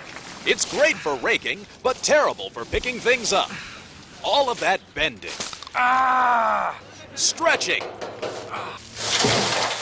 And struggling. There's gotta be a better way. Now there is a better way. The Wonder Rake 5000. The only rake with super folding action. With Wonder Rake 5000, picking up things is easy. Its patented sliding lock system makes cleaning up a breeze. There isn't anything a conventional rake can pick up that the Wonder Rake 5000 can't pick up better. Wonder Rake 5000 picks up leaves, weeds, grass, plant cuttings, peat moss, sticks and twigs, crabgrass, small branches, medium-sized branches, cut sunflowers, pine cones, dirt, tulips, garbage, wet leaves, rose clippings, hay, wet hay, beehives, dandelions, oak nuts, caterpillar cocoons, tree bark, green rock moss, wood chips, rocks, pebbles, miscellaneous rocks, feathers, pine trimmings, light branches, branches with leaves, light branches with leaves, light branches with wet leaves, pine cones, dead flowers, pine needles, pine cones, cherry blossoms, tumbleweeds, 200 pencils, bricks, lilacs, berries, lilac berry mix. Did we mention pine cones? Dried out grass, wet dried out grass, tangled undergrowth, air, bird's nests, anvil. Wonder Rake 5000 is the greatest gardening tool ever invented, and now you can get one for just $39.95. Don't miss out on the Wonder Rake 5000. Order yours today.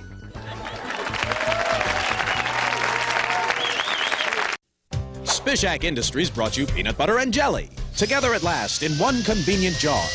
Now we look to the future with other time-saving miracle products. Why endure the tedium of having to dunk your donut in your coffee? Why be stuck in the rut of dunk and eat? Dunk and eat. Dunk and eat. This has got to end. Let Spishak Industries break you out of the dunking dungeon with coffee and donuts together in one convenient package. Also from Spishak Industries, there's coffee and bagels, pancakes and syrup, lobster tail and butter, milk and cookies, coffee and cigarettes, chips and salsa, salad and dressing, bacon and eggs, ham and cheese, pizza and beer, ketchup and fries, hot tea and crackers, potato chip. The Joe Rogan Experience. So, you know, I've had the privilege of interacting with a lot of government organizations over the past few years as I've been digging down this rabbit hole. Law enforcement at a federal level, DOD, executive branch, legislative branch, and some of the folks that I've come in contact with, they specifically work on weapons of mass destruction. Okay, so that's their job. So if there's a loose nuke in the United States, among other agencies, they would be some of the people that would be sitting in a skiff for 24 hours a day trying to figure out where it is and to go get it, right? So you can imagine that would be their number one priority, right? So I engage with these folks. I ask them, what's the sense here? People are kind of starting to panic a little bit, and this message is getting out there more and more broadly. And they assured me that's not the case, that there is not a loose nuke or other type of weapon of mass destruction that these objects, whatever they are pursuing right now. Otherwise, they would be working in a skiff nonstop to make that go away, that problem go away. So, that's part of why I have a high confidence level that this is not a response to a massive imminent, weapons of mass destruction threat on the eastern seaboard. So I just want to try to dispel that rumor right now. I've seen a lot of talk of that online. And I don't, although this is I think a dangerous and scary situation that's going on right now, at least from that particular angle, that's not the indications I'm receiving. So how would they persuaded you? Just by saying that's not the case? Or have they given you any information that leads to this conclusion? They would be the people actively working it, essentially, right? And they're not? They're not working it, right? So either the government is holding back that secret from the direct resources within the government that are responsible for finding these systems, or they're not working the issue because there isn't an issue there to work. So the thing that I had heard was that it was a missing nuke from Ukraine. And if that was the case, what could they do? Is there any truth to this idea that we have the type of drone capability that we could send these things out and they would search for gamma radiation and they'd be able to find a nuke? Is that?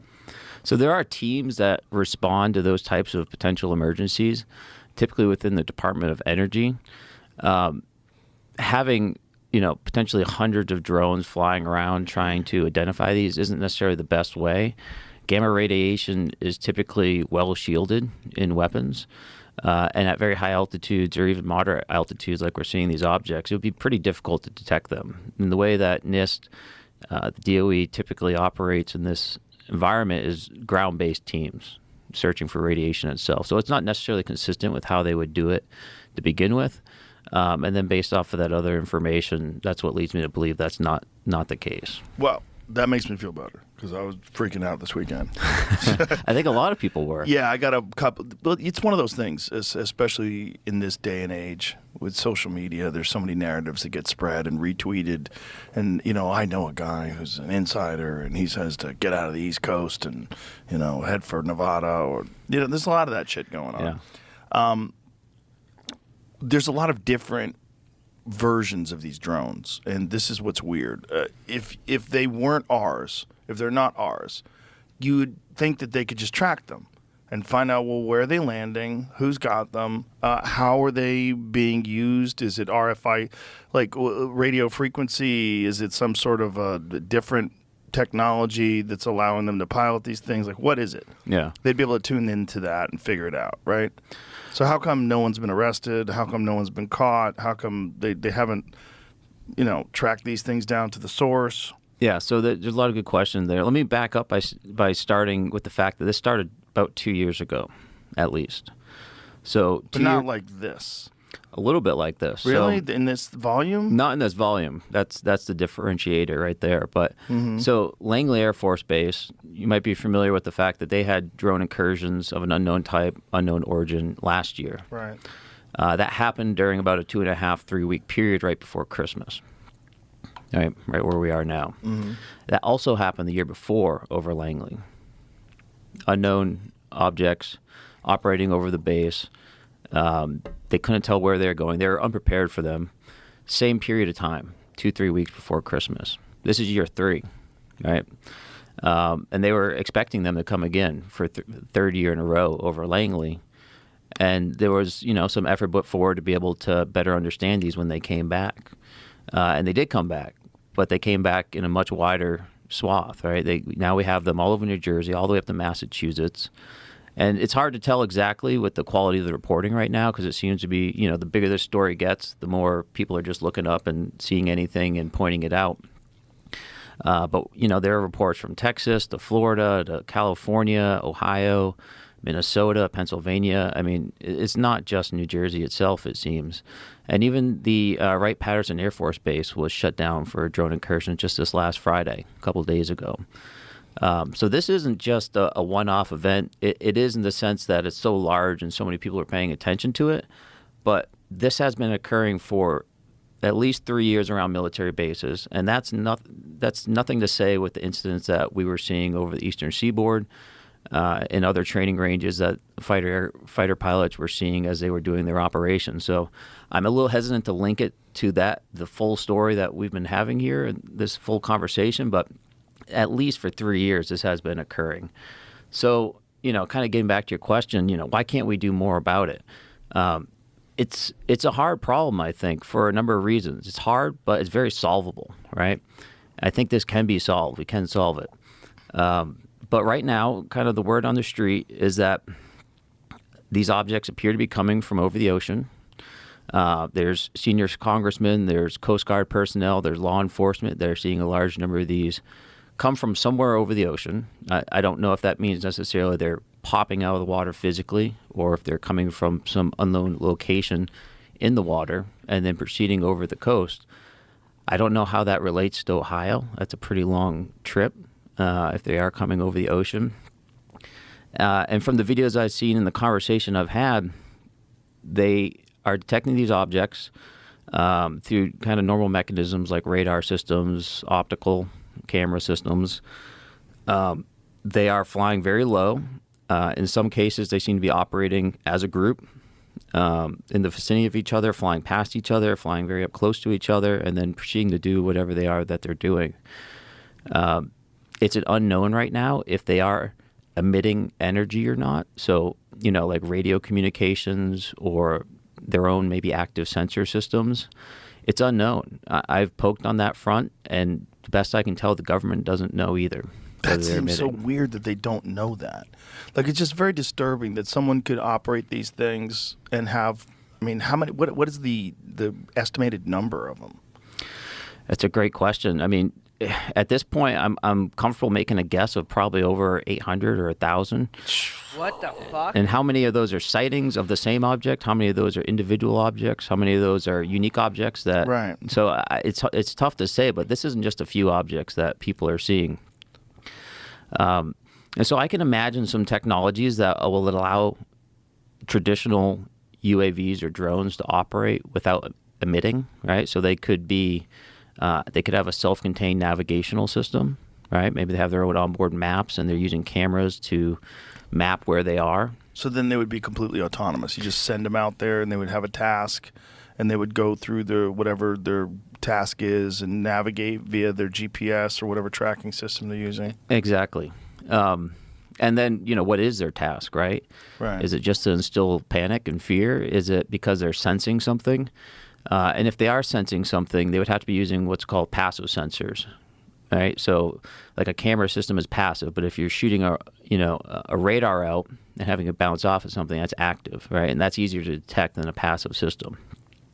So I could imagine, a fully self-contained autonomous drone system that is doing something potentially with passive sensors that allows it to operate without emissions, which is going to make it harder to track. If they're doing it at night, if they do have passive systems, like some sort of an optical system, wouldn't that be hindered by the low light conditions, or do we have stuff that is able to detect whatever they're looking for at night? Yeah, depends what they're looking for. But ultimately, there is tech. There's electro-optical systems. There's infrared camera systems, not unlike the jets or the systems that we had on my jet.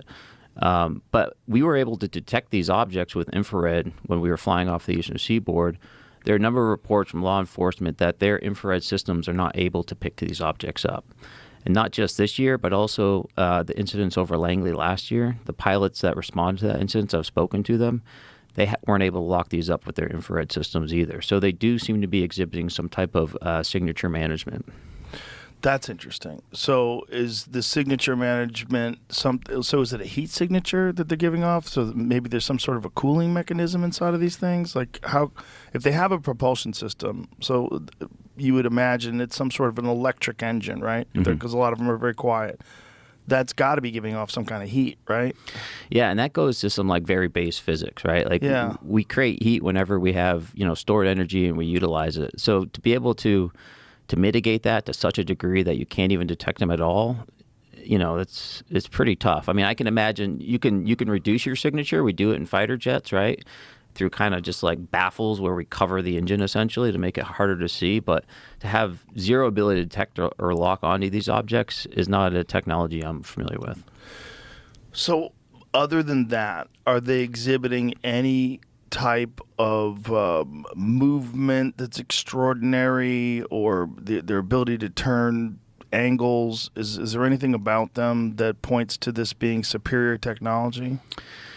It's tough to say. Based on what I've seen just in the public from reports and kind of amateur photographers and witnesses, some of them do seem to be making pretty sharp turns. I wouldn't call them like physics breaking turns, but they don't seem to be operating like a normal aircraft, right? So they're down low. They're making what appear to be pretty high G turns, maybe like 3, 4, 5 G turns at relatively low air speeds, which is indicative of them having a pretty significant power supply, right? Anytime you turn like that, you're burning energy essentially. So for them to be able to make these high G maneuvers and then remain in the area for another 5 or 6 or 7 hours and still have the battery life or whatever's propelling them, to then go over the ocean to a point where they're untrackable, again, I'm not really familiar with that type of capability either.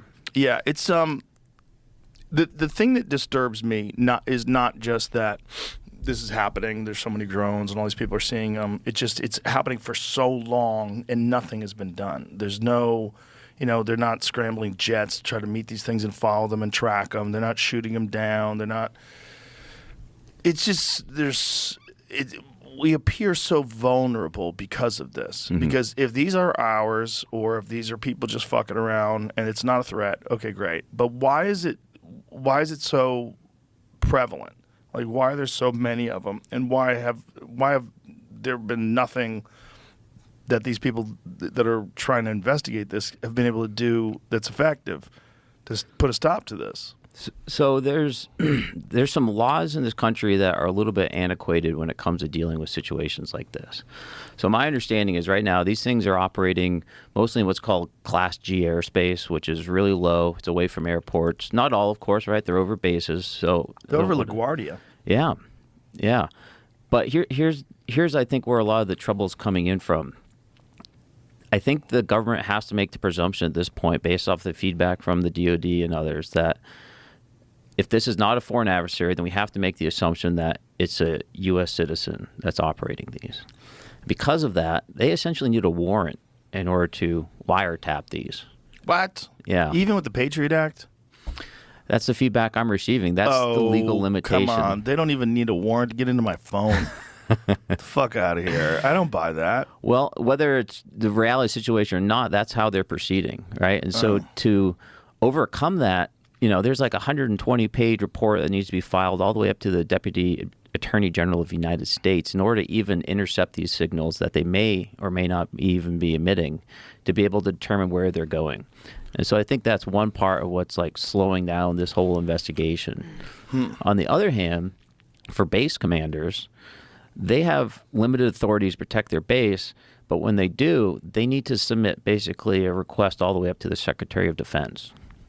All right, so now you have this like super politically charged situation with a lot of risk of objects flying over the U.S.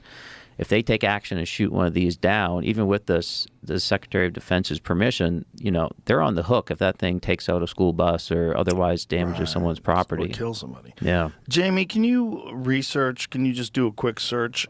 Have there been drones that have been shot down?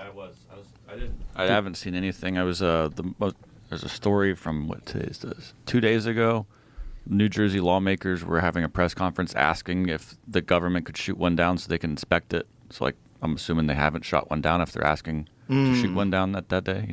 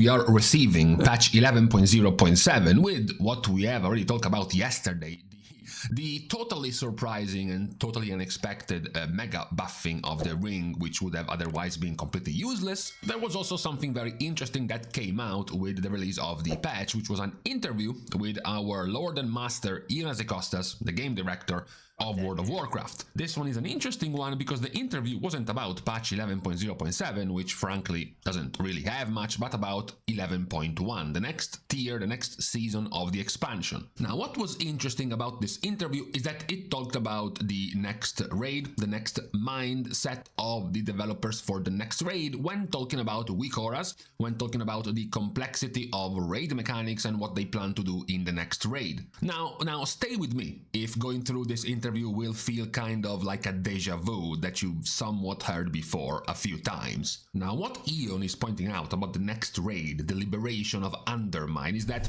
he's saying we are going to go into the Grand Casino in Undermine to go off against Gallywix, and he's saying that the environmental framing is going to be part of what makes it a unique experience, something that they have been trying to lean over the past 10 years in a way that they didn't originally with the previous earlier boomer raids. What he's referring to is practically, tying more bosses to their environment, their rooms, and things you can interact with inside the room itself. He's making the example of there's something almost cute about being able to practically teleport any boss of Molten Core into just an empty room, and you would almost notice no difference from where you used to fight them. Compare this, for example, with Senarth in Dragonflight.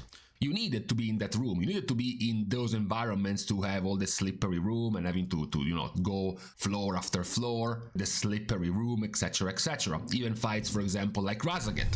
It's a platform, yes, but there are borders, there are edges because she's trying to knock you off the platform. If you just move Razaget into a room with walls, then the entire mechanic of kicking you off the platform is pointless. From this expansion, from this raid, you have something like Rashanan. You kind of need that kind of open, large environment to let Rashanan fly around and you having to move a long distance every time. Even on fights like Sikran, it needs to be a tight, small-ish circle because it's a fight against time as the room fills up more and more and more during that fight. And then, of course, the biggest example is Brood Twister, where the entire room fills up with eggs that you have to interact with. So if you just moved Brood Twister into an empty room, it would be practically a patchwork boss doing nothing. Now, he's also making the reference of how the raids have become more of an arms race over time, because as Blizzard is trying to develop more complicated bosses, the community is trying to answer to the complicatedness of those bosses with more add-ons, with more, in this case, weak auras that try to solve the complexity of the bosses. So Blizzard thinks they are smart, they come up with a pretty good, interesting mechanic. The players think that mechanic is too hard, so they come up with a weak aura that can deal with it. So Blizzard developers respond by making those fights even more complicated to keep things more interesting, because what they thought was going to be an interesting and cool mechanic that players would have had to wrap their brains around has been trivialized by a weak aura, by a sound and an icon telling the player go left or stop DPS. So they wrap their heads around trying to make an even more difficult mechanic so that players can wrap their heads around trying to make an even more complex weak aura to solve that mechanic. Rinse and repeat. Or alternatively, Blizzard gives up and they try to wrap their heads around trying to come up with mechanics that cannot be solved with weak auras. Things like, for example, bullet hells. A whole bunch of swirlies and lines that you have to dodge. There are no amount of weak auras that are gonna help you dodge all of the lines on Ansurek, or even all of the lines during Nexus Princess, either the normal phase or the intermission. You just have to dodge. This, of course, as we have seen in recent expansions, has caused Blizzard to experiment with making different mechanics unreadable by mods, sometimes, blocked as private auras that were not able to be read by weak auras, for example, so you just had to find other ways to deal with those mechanics. But players even try to get workarounds for those things. Remember, for example, Smolderon.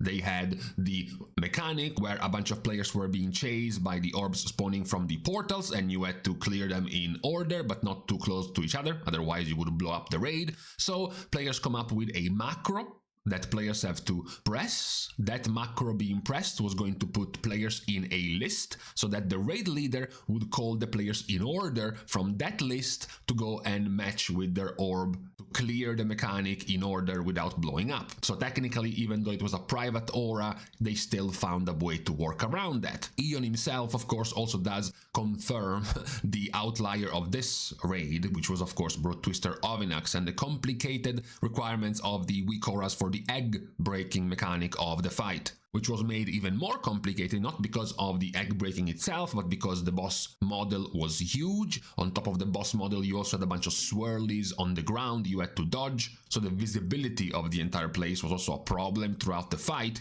plus the complex weak aura of being able to assign multiple players to different eggs in a very short period was quite the difficult task, even for weak auras. So one of the announcements we got from this interview was that as a result of all of these problems tied to weak auras and tied to the increased complexity of mechanics of bosses, is that Blizzard is now hoping to remove more functionality from weak aura raids in the future, and hopefully that is going to happen because there are going to be more in-game sources of information and more time to react as a result of it. In his own words, we will likely want to start clawing back on some functionality of weak auras, as long as we can make sure that our baseline game experience is offering players the information they need to have an engaging, elegant time, verbatim. Now, as I said, why this might have felt somewhat like a deja vu, this is not.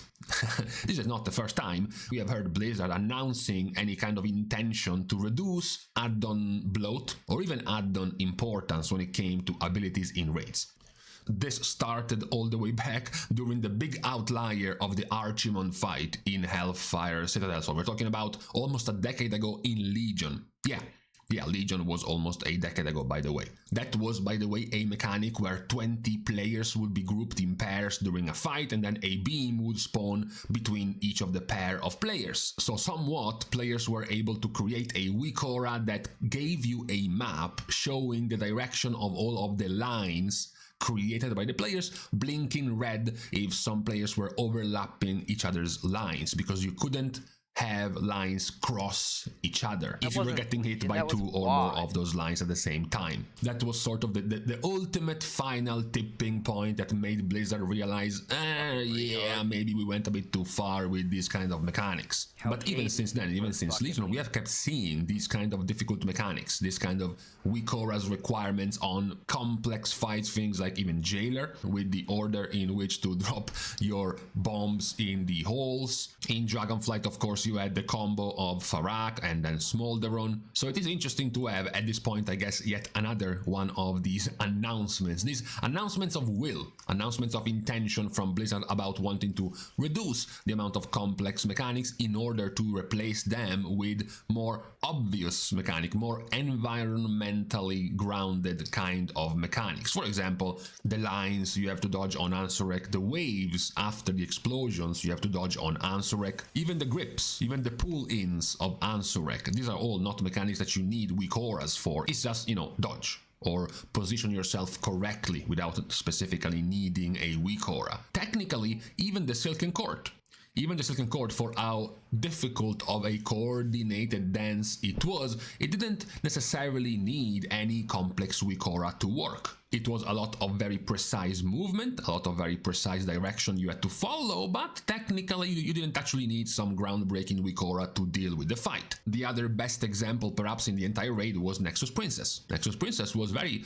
positionally grounded. You had to put your assassinations correctly, you had to move to aim your Queen's Bane line correctly, then you had to dodge the lines on the ground correctly, and then the balls that would spawn from the assassinated targets or the Queen's Bane targets correctly, and in the intermission it's a whole bunch of happy feet dodging, again without really that many necessary weak auras. So it is definitely interesting. After all, many players would consider Nexus Princess a pretty fun fight, especially the ones who went through the boss after it was nerfed and stopped being so brutal in the damage the few players with the dots and the debuffs would take. So it will be interesting to see if we do get to have more more Nexus Princess-like fights and less Broad Twister-like fights. So more environmentally charged bosses, more things to dodge, to stack, to spread, to run in this particular direction, rather than just something that is heavily impacted by how complex a WeakAura is, because of how complex the mechanic put in the fight is going to be and requires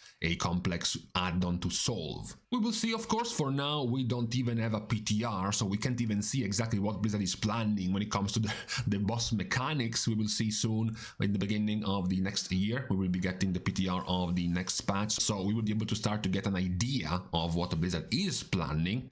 But for now, I guess all we have left is to just be hooked up on Hopium, on what exactly is going to be coming out in 11.1. At least we have a statement of intention from the lead developer, just so we can go back at it and complain about being a lie if it turns out to be completely wrong. So for today, this is what we have related to the incoming 11.1 at this point, after the actual release of 11.0.7, our next incoming patch. So for today, on this Wednesday, it is now time to leave each other. We're starting as usual with the goodbyes by thanking everyone for having watched the video, together with, of course, everyone who is supporting completely for free by liking and commenting down below, as well as subscribing to the channel itself. Now, with these things out of the way, thank you guys again for watching. See you guys, tomorrow. And in the meantime, I don't know why every time we get close to Christmas, I just expect it to snow. I don't want it to snow for like the entire week. Just for a couple of days to keep the snow up by the time Christmas comes.